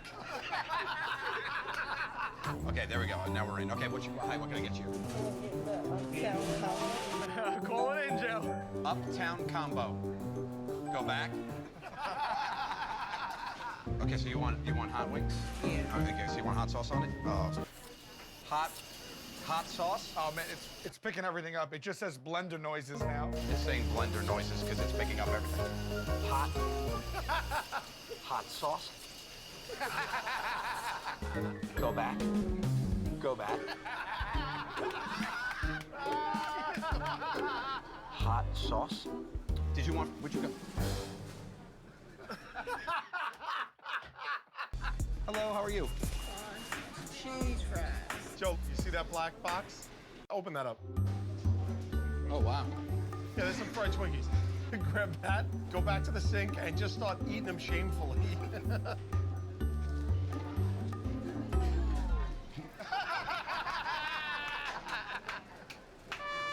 Just make eye contact with her.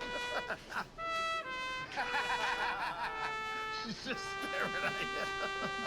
I'm right with you. Start going fast, and Joe starts shoving them in.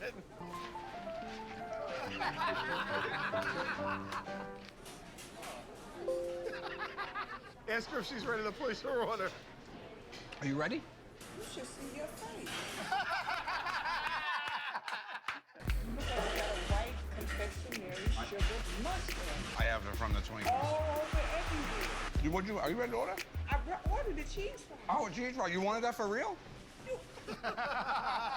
Cheese fry. Okay, so one cheese fry? Wipe your mouth. Joe, start eating the rest over the sink. Try to finish it over the sink.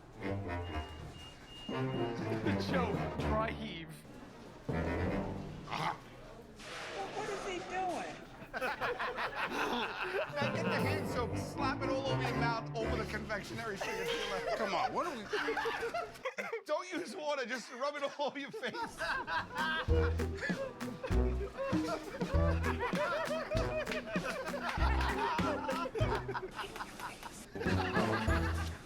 God.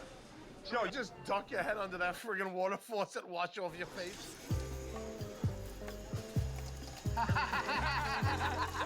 Oh, God. Is there a Twinkie in your bowl you can shove in your face while you do it?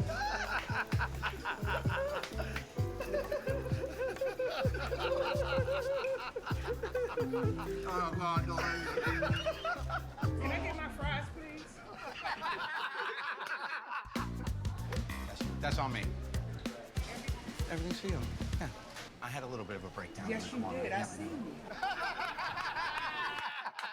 Oh, I'm sorry. What was all that? I should have took a video. I swear to God. I wish we had it on video. Are you okay? Did you hurt your arm? It seems like you...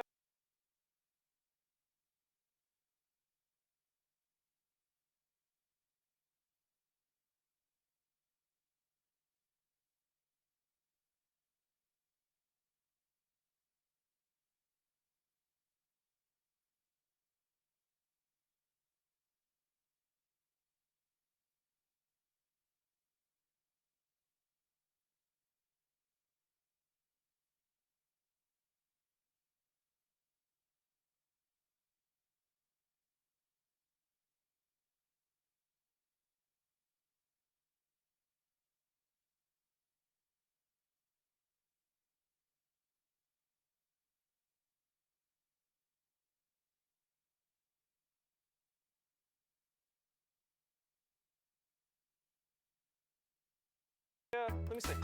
Where'd you bang it on you? Let me see. Oh my God, you actually have a bruise from it. Very delicate. Kiss it, kiss it. Anything else? Okay, so let me read that back to you. 6 cheeseburgers for my sugar mama. 6 cheeseburgers for my sugar mama. 3 cheese ring sandwiches. For my boo-boo bear. For my booby bear. Say, I can give you an extra pickle with your order. I can give you an extra pickle with the order if you want. Wink. That'll work. And I will tell you, there is a tip jar there. If you feel you've had exceptional service. I I need my change. I gotta do laundry. I'll give you $1. You are a sweetheart. You're a sweetheart. Thank you. Let's go, boys. Just close your eyes, bud. We'll tell you what to do. Can I get the California burger? I like your red hoodie. Like that red hoodie. How do you trim your beard line so perfect? How do you get your beard, like, so finely trimmed? Like, compared to mine, mine's, like, scraggly, you know? You know the shoelace on your hoodie there? Even them out. You know the thing in the, like, the shoelace in your hoodie right there? Yeah. You gotta even those out. How are you seeing? Cash or credit? Credit? Credit now, South. Grab around like trying to find the card. Keep moving your hands. Keep moving your hands.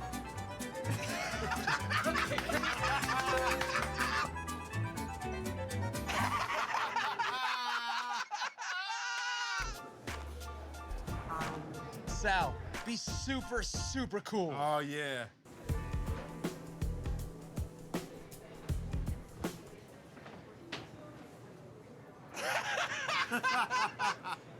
One normal cheeseburger. Do you guys put a sauce on it? Yeah, we can do any sauce you like. That's the whole point. What kind of cheese would you like, miss? Cheddar. Yeah, that's right. All right, well, I see you got that whole swag thing going on. Sorry if I seem a little out of it today. Sorry if I seem a little out of it today. It's okay.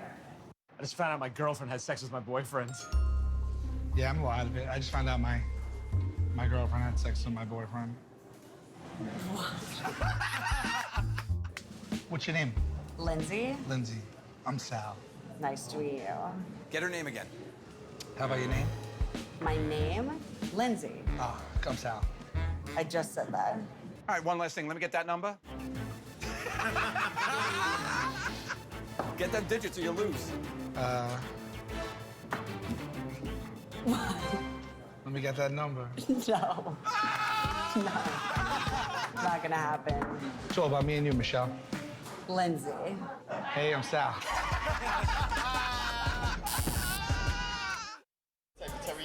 You here for the promotion? Are you here for the promotion? Yeah. Okay, so if I guess your birthday, you get your order for free. So you know how it works. If I guess your birthday, you get the meal for free. Well, you will never guess my birthday. I'm gonna guess it. Now don't stop till you guess their birthday. April 17th. Don't give me any hints. Don't give me any hints. September 9th. October 3rd. January 8th. July 18th. He's going to July. Grab a seat. I'll get this. January 6th. January 28th. January 28th. August 7th. August 7th. So August 7th. How do you know the August you was on flight? November 3rd. November 5th. Listen, man. Give me this. January 30th. It's just about a couple hours away. January 31st. Boom!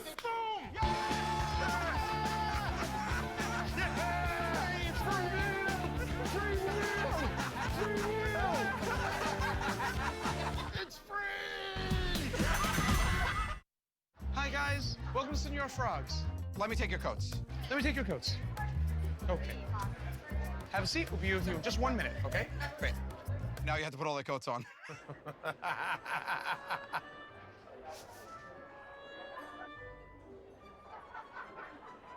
Table 4. She caught him. Stretch key party of 3? Come on, right this way.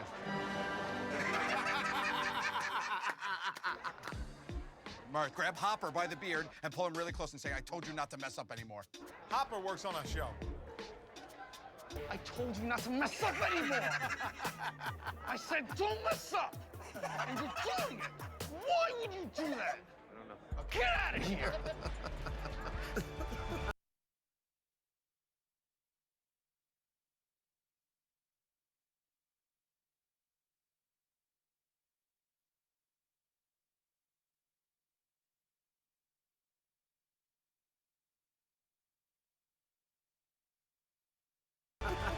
Singular frogs!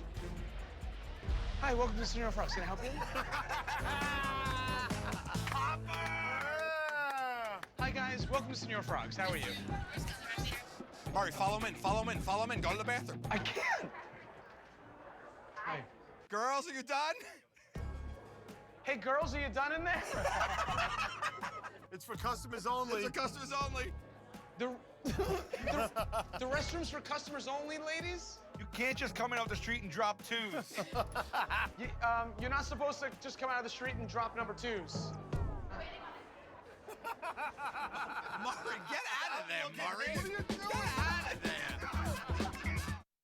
How are you today? Girls, are you done?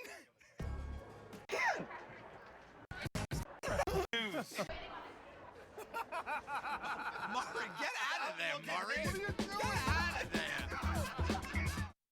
How are you today? I'm good. What'd you order? What'd you order? I already ordered pizza.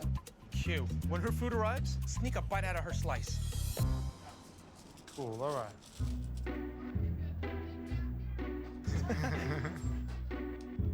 What's that? Idea. What's that?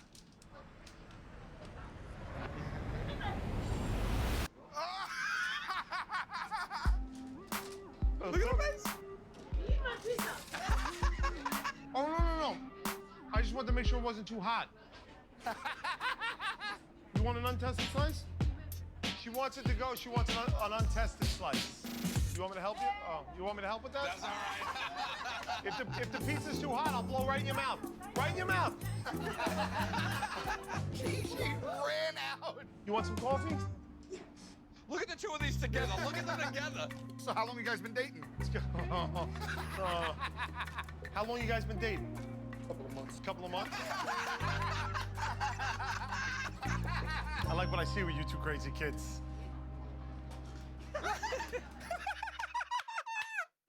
Is that light enough? So you like your coffee light, but you like your men black? So you like, it's funny, you like your coffee light and your men dark? Yes. Yes. She said yes. You lucky I'm a good New Yorker, bro. So someone else will say that to me. There's no reason to hurt anybody. Let's just all stay calm. You, ma'am, your boyfriend's getting a little out of control. He's like that when he needs people like that.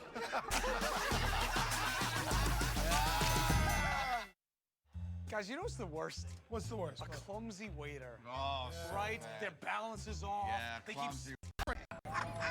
She said yes. You lucky I'm a good New Yorker, bro. So someone else will say that to me. Yes. Yes. So you like, it's funny, you like your coffee light and your men dark? Yes. Yes. She said yes. Guys, you know what's the worst? What's the worst? A clumsy waiter. Oh, Right? bad. Their balance is off. Yeah, they keep clumsy spilling waiter. stuff. They're- Here's our clumsy waiter, Sal Volcano. So we have some alcohol impairment glasses here. These are what they are. Murray, stand right here for me. Look, now here's where Murray really is. Move him up. There you go. And now watch where Murray goes. So now Sal's gonna have to try to fill up waters wearing these glasses. This is exciting. Yeah. Here we go. Oh, you. Sal, just try to take some steps. How slow he's gonna walk. All right, Sal. Go fill up that water glass.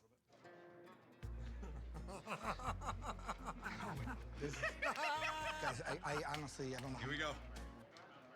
Hey, sir, get you some more water.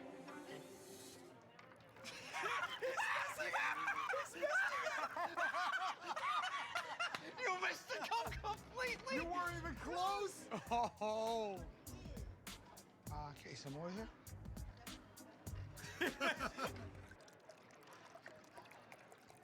Oh, no. Here you go, buddy.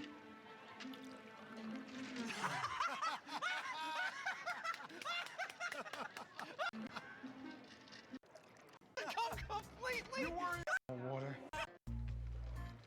All right, Sal. Go fill up that water glass.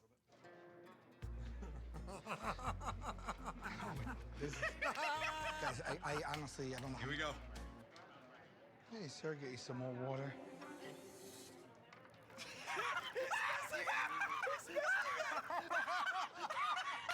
You missed the cup completely. You weren't even close. Oh. Okay, some more here.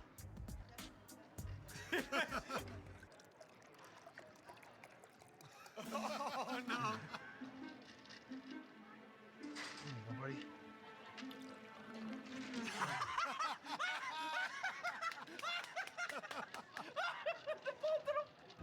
Enough with the water. Why don't you pick up your tray in the service station number 1? Which? Oh, no. Oh, my God. Here we go. Come on out of service station 1, and there's your drinks of water to serve. It looks like there's like 10 glasses of water hovering in the air, and I have an empty tray in my hand. Oh, buddy.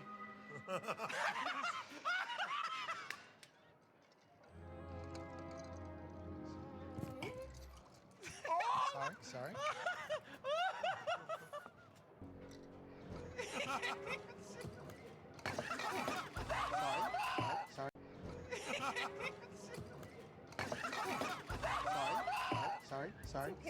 Sorry. You idiot! Serve right there. Oh, no! I'm so sorry. I will have someone come over right now. So sorry. Sal, I don't know if I've ever heard anybody in my life say, "Oh no!" Keep going. I mean, there's water pouring off your tray.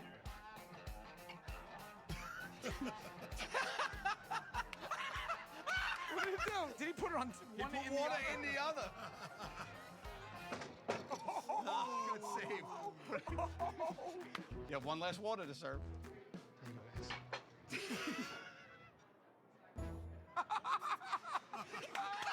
work, buddy. Now just go up to service station number 2, where there's something waiting for you. There you go, Sal. Have a seat in that chair right there. Will Thaxton put together. Oh, no. Ready for takeoff, buddy? Spin him. Here he goes.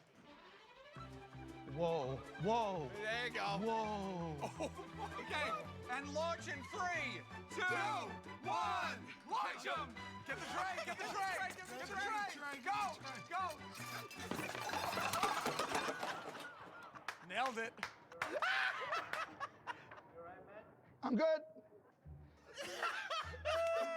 My bad on that. Yes, I'm fine, thank you. It happens once in a while. Thank you so much. All right, Sal, go into your next station there, bud. The old school sit and spin. Oh, yeah, okay. It's a classic. Caution, also, Sal, the weight limit is 125 pounds, so we're not sure what's gonna happen here. What do you mean? That should be fine. Go, baby, go. All right, there you go. Spin, baby, spin.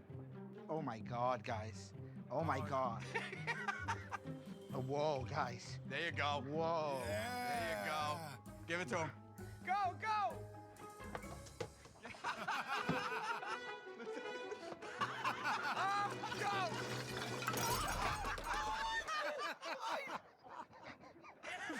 Look at this whole table.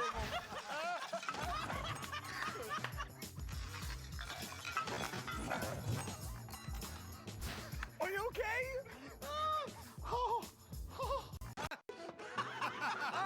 Go.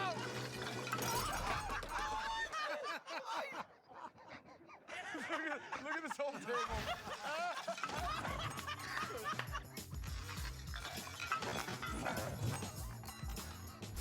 Are you okay? He's got no shoes, guys. We lost you.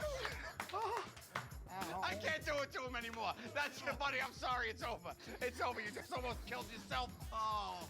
A toast to Sal. Joe stabbed Murray in his throat. No. That's not. No. Buddy. I don't want to lose, buddy. Refuse that. I can't lose. Welcome to Blimpie. How are you? Great. How's it going? Since it's a mother-daughter combo, we're gonna go easy on you guys. Just bump into each other a lot. I'm gonna get the Blimpie vest. Half inch? Yes. Oh, I'm sorry.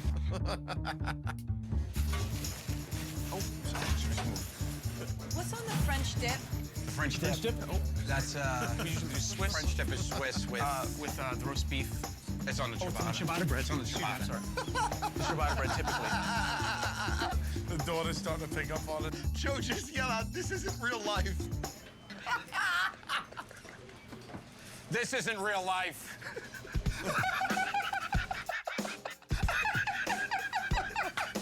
Are they leaving? They're just leaving the store? No, Your sandwich. Hey, bud, welcome. Hurry, sir. Everything he orders, be like, he's doing it. This guy's doing it. Take a club, 6-inch. He's doing it. 6-inch club. What kind of toppings would you like, sir? Guys, ramp it up, ramp it up. Sweet peppers. Sweet peppers. He's really making a sandwich now. Now we're making a sandwich. What else would you like, sir? Cucumbers.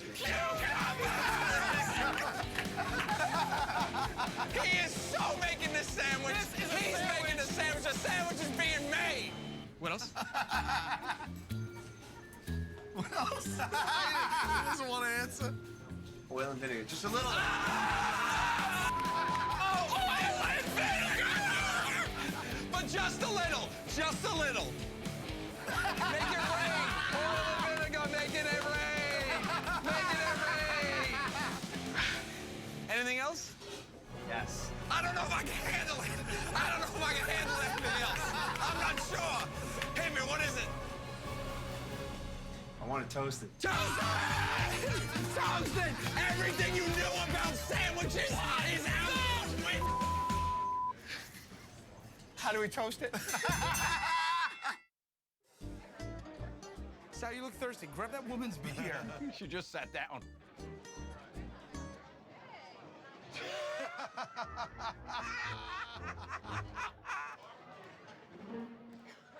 This guy.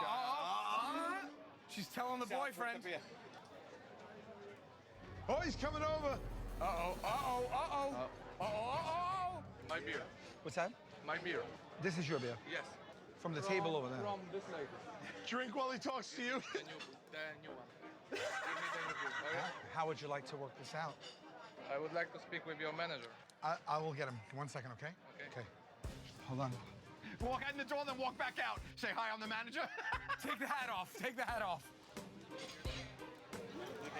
I'm the manager. Can I help you? Did you have an issue? Give me my beer. I fired him. He's Are home. you kidding me? Just give me the new beer. I'll have it brought over. Okay. Okay. Have a sip, have a sip.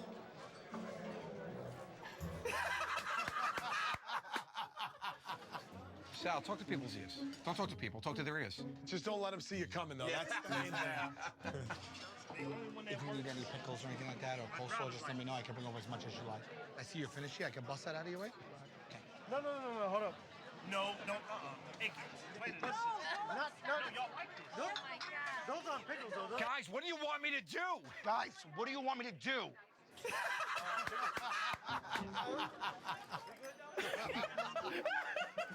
Sal, stand there, start sobbing. Stand there, start sobbing.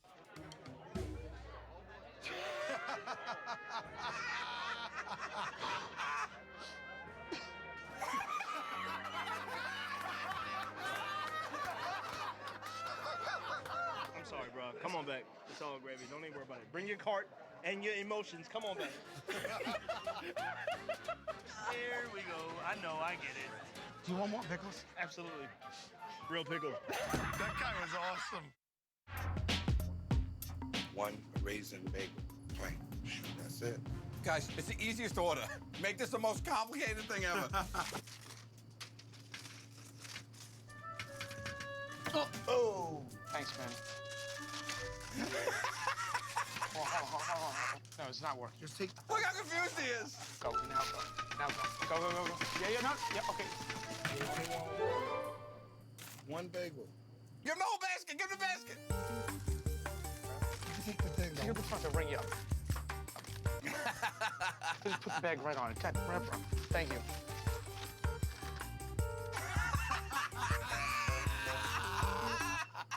Let me get it toasted poppy seed with a little bit of cream cheese. Is it that cold? Isn't that cold out still? What, for what? Oh, with the hat? No, I'm from Williamsburg. What does that mean?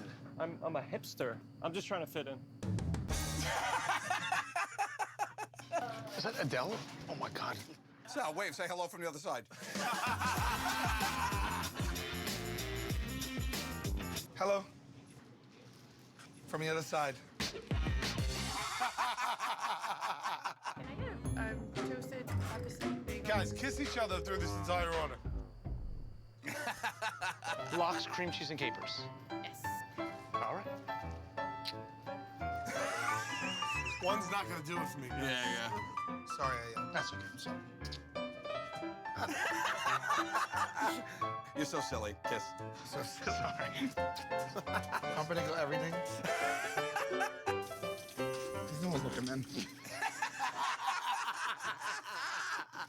I want you to fish in this girl, guys. Get her in.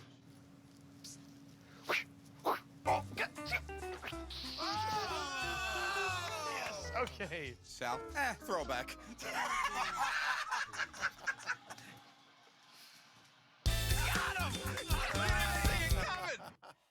Oh, yeah! If there's one place we love shooting, it's White Castle, so we're here for Sal's punishment. Buddy, today you were working at the drive-thru window. I know what you're gonna say. Don't worry about it. You don't have to say anything. We'll handle talking to the customers for you because we control the box. And then you deal with what happens when they pull around. Yeah. So They're gonna think I said it. Yes. Yeah. So you don't really even need this. I'm sorry, I'll be right with you. this is fun. We are the voice coming through the intercom. Sal's got to bear the brunt of what we say. All right, here we go. We have someone? Somebody's coming up, Sal, for real. Okay. Welcome to White Castle. Pull up a little further, please. Pull up to the window. Yeah. No, just not too far. I'm sorry. Back up. Just so you're. Even with the speaker? Back up. No, that's too far, man. Too far. Just forward a little bit more so I can hear you. Speak to your Hi. Back up another foot. Are you serious or you playing with me? I'm sorry. It's just speakers. How about there? Split the difference. Up another like 2-3 inches. Good. Okay. Yes. How can I help you? Welcome to White Castle. I'm Sal. You're annoying, Sal. Let me have 2 cheeseburgers and 2 hamburgers. And 2 hamburgers. Okay, now, ma'am, just drive around in a second, then we'll have your order, and, I sure hope there's not a wedding ring on that finger when I see you. Remember, the person that we make you in the speaker is the person you are when they pull up. You can't go negating everything we've done, buddy. You gotta live in that. Oh, no. Oh, wait. Hi, I'm Sal. Can you back up a little because I can see you? Thank you. Let me see that wedding ring. Again, just to make sure, you got that bling on that left? All right.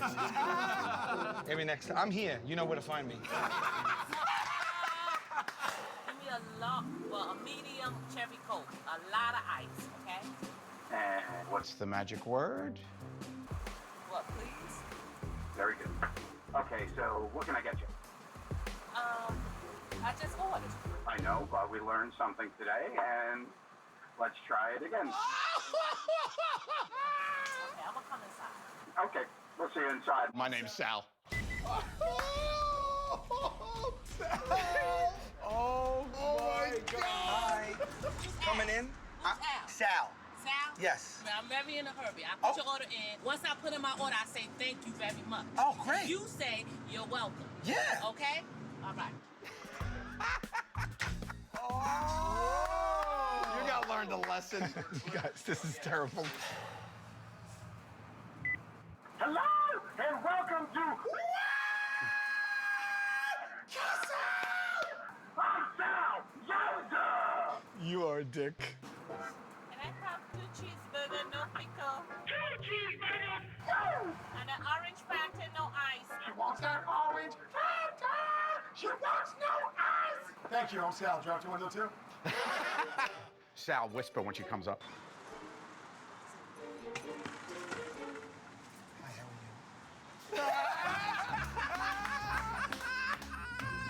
See, you give me a headache.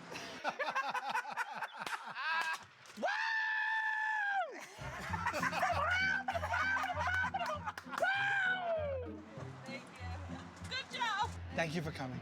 Rock on. All right, down to the last one. Thanks for coming to White Castle. How can I help you? Hi, can I please have a... What? Look at Sal's face. Can I please have a number one? Yeah. No pickles, no cheese. No cheese. Yep.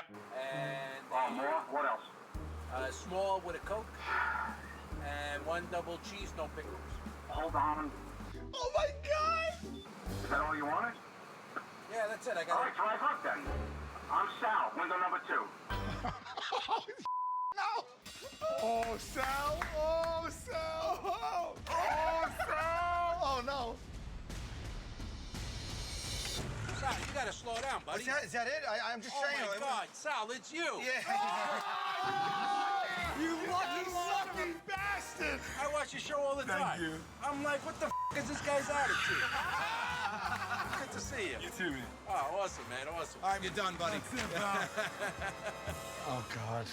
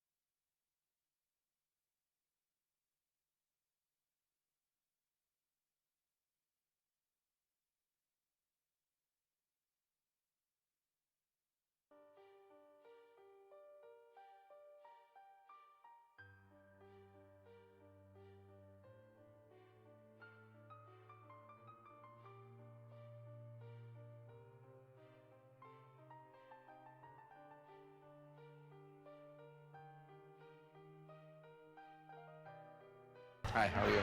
Welcome. Is that the way you think architects dress? Okay, so here we go. All right. Architecture is one of the foremost innovative industries in the world. It literally shapes the way we see and interact in our community, and we've built and reshaped over 30 buildings in New York City and the metro area. Commercial, residential, just curious. Both. This guy's in it. Okay. HD flat screen windows. The future is now. Rather than antiquated and traditional windows, these plasma LED screens simulate the beauty of nature every day. And from the outside looking in, competitors will see employees working tirelessly around the clock like it's in Japan. Yeah. What? Like Japan, you know, they're known for... you know, they're out working us. They're working us like crazy. Pound for pound. Yeah. Guys, you have a prototype. All right, here we go. Look at that, everybody's working.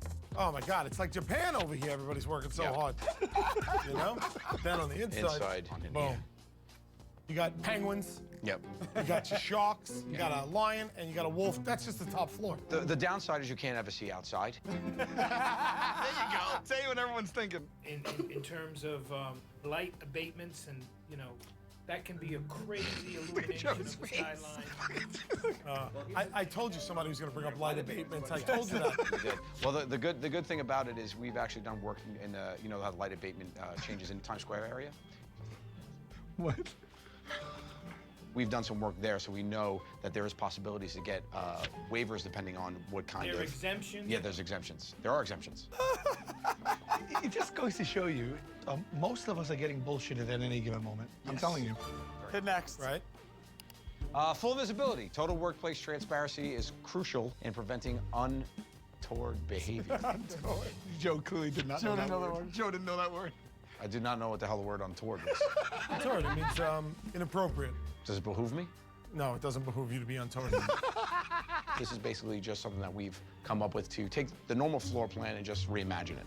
So here we go. For instance, using low-friction air jet technology, we've created a state-of-the-art glide system that could be applied to the entire floor. But you can just slide across the Yeah, we'll show you. We actually have one of our models. Okay. Okay, could you guys see this? Come check it out.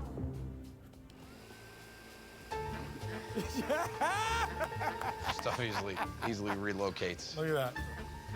But like this helps, you know, you move a refrigerator with ease. Right. So like, how do you prevent things from just like crashing into the walls? That's the liability. So it's an air hockey floor. So you can turn it on and off as you need.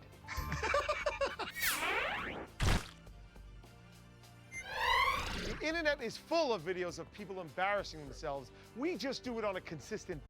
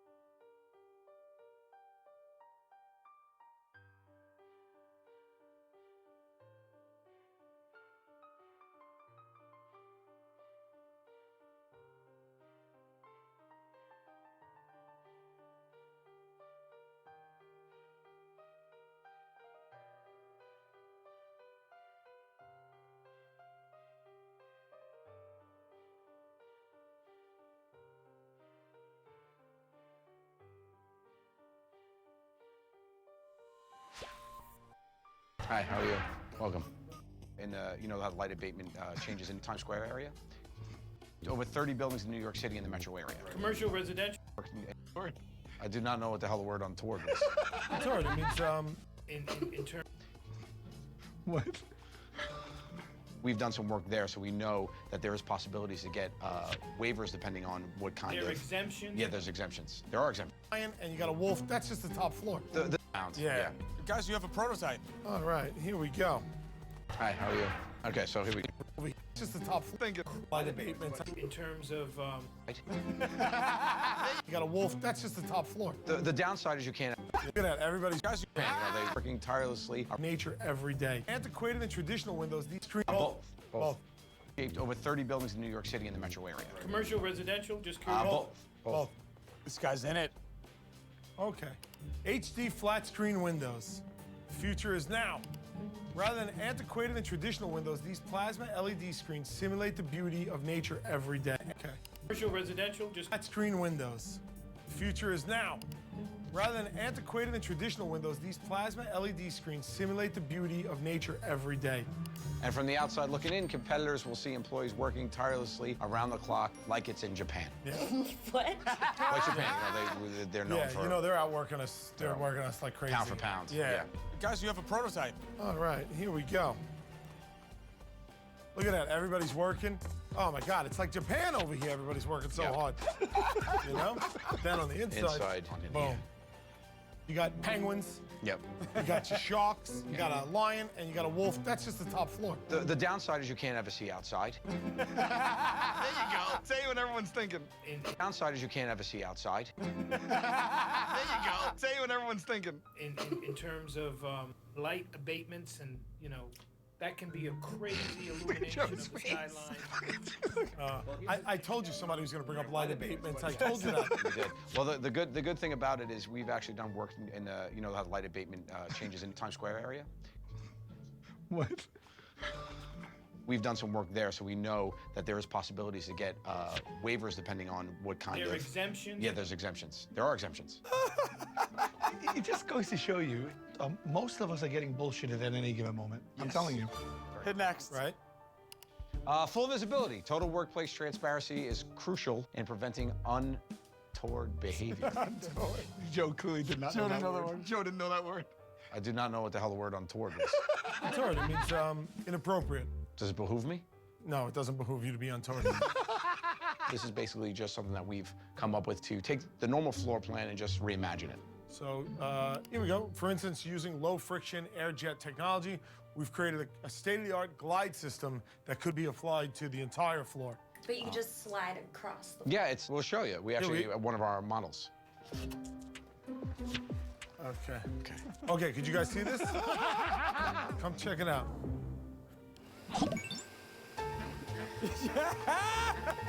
Stuff easily relocates. Look at that. But like this helps, you know, you move a refrigerator with ease. Right. So, like, how do you prevent things from just, like, crashing into the walls? That's the liability. So it's an air hockey floor. So you can turn it on and off as you need.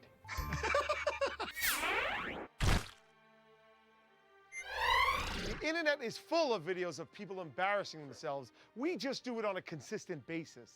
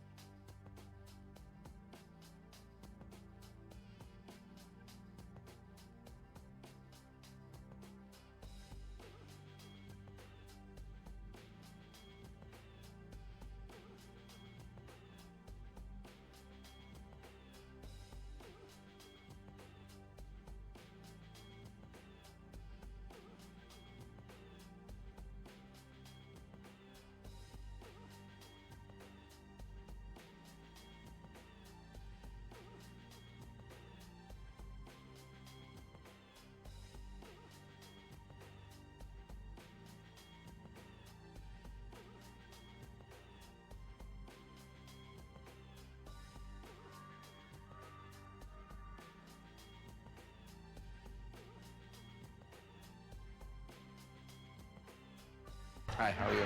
Welcome. Is that the way you think architects dress? Okay, so here we go. All right. Architecture is one of the foremost innovative industries in the world. It literally shapes the way. All right, gentlemen. I'm here to find love. That looks like your shirt says nipple loves nipple. Can't help my nipples, man. How about this fella? He's good. Hey, friend. Hey, friend. I'm sorry to interrupt. My name's James. I work for a professional matchmaking company as an objective observer. There's a girl sitting over there alone. I sensed her energy. I've been in the matchmaking business for 2 decades now.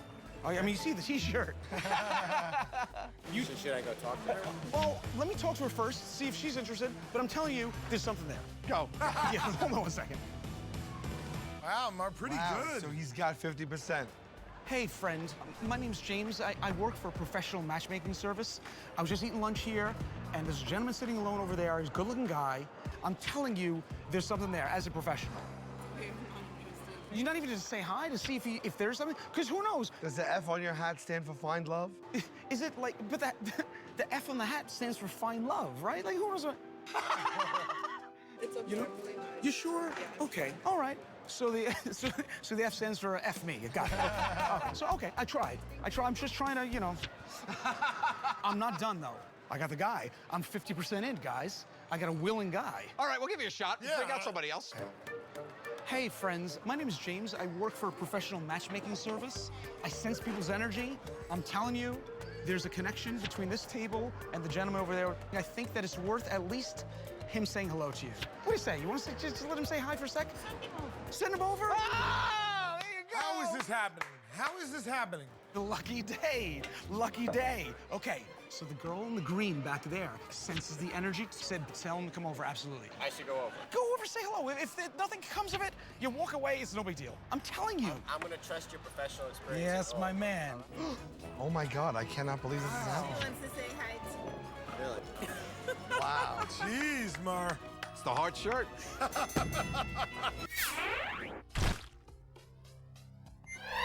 The internet is full of videos of people embarrassing.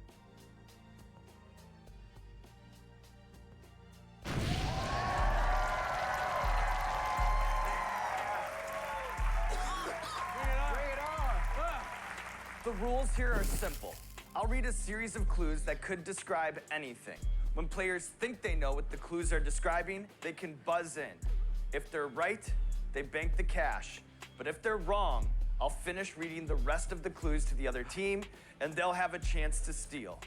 And as we climb Mount Scoville, question values increase, and in this round, the team that answers correctly must take another bite of the constrictor. This is for the $25,000 grand prize. We arrive at $1,000. When you think you know what I'm describing, buzz in. Focus. Wrestling with these would be hilarious in the WWE. People online can't get over Megan Fox's stubby ones. Hot Nerd Summer, quick on the draw. Megan Fox has stubby thumbs. Thumbs. Thumbs. The answer is thumbs. I see where you went with that. For $1,000, and the lead is the answer, thumbs.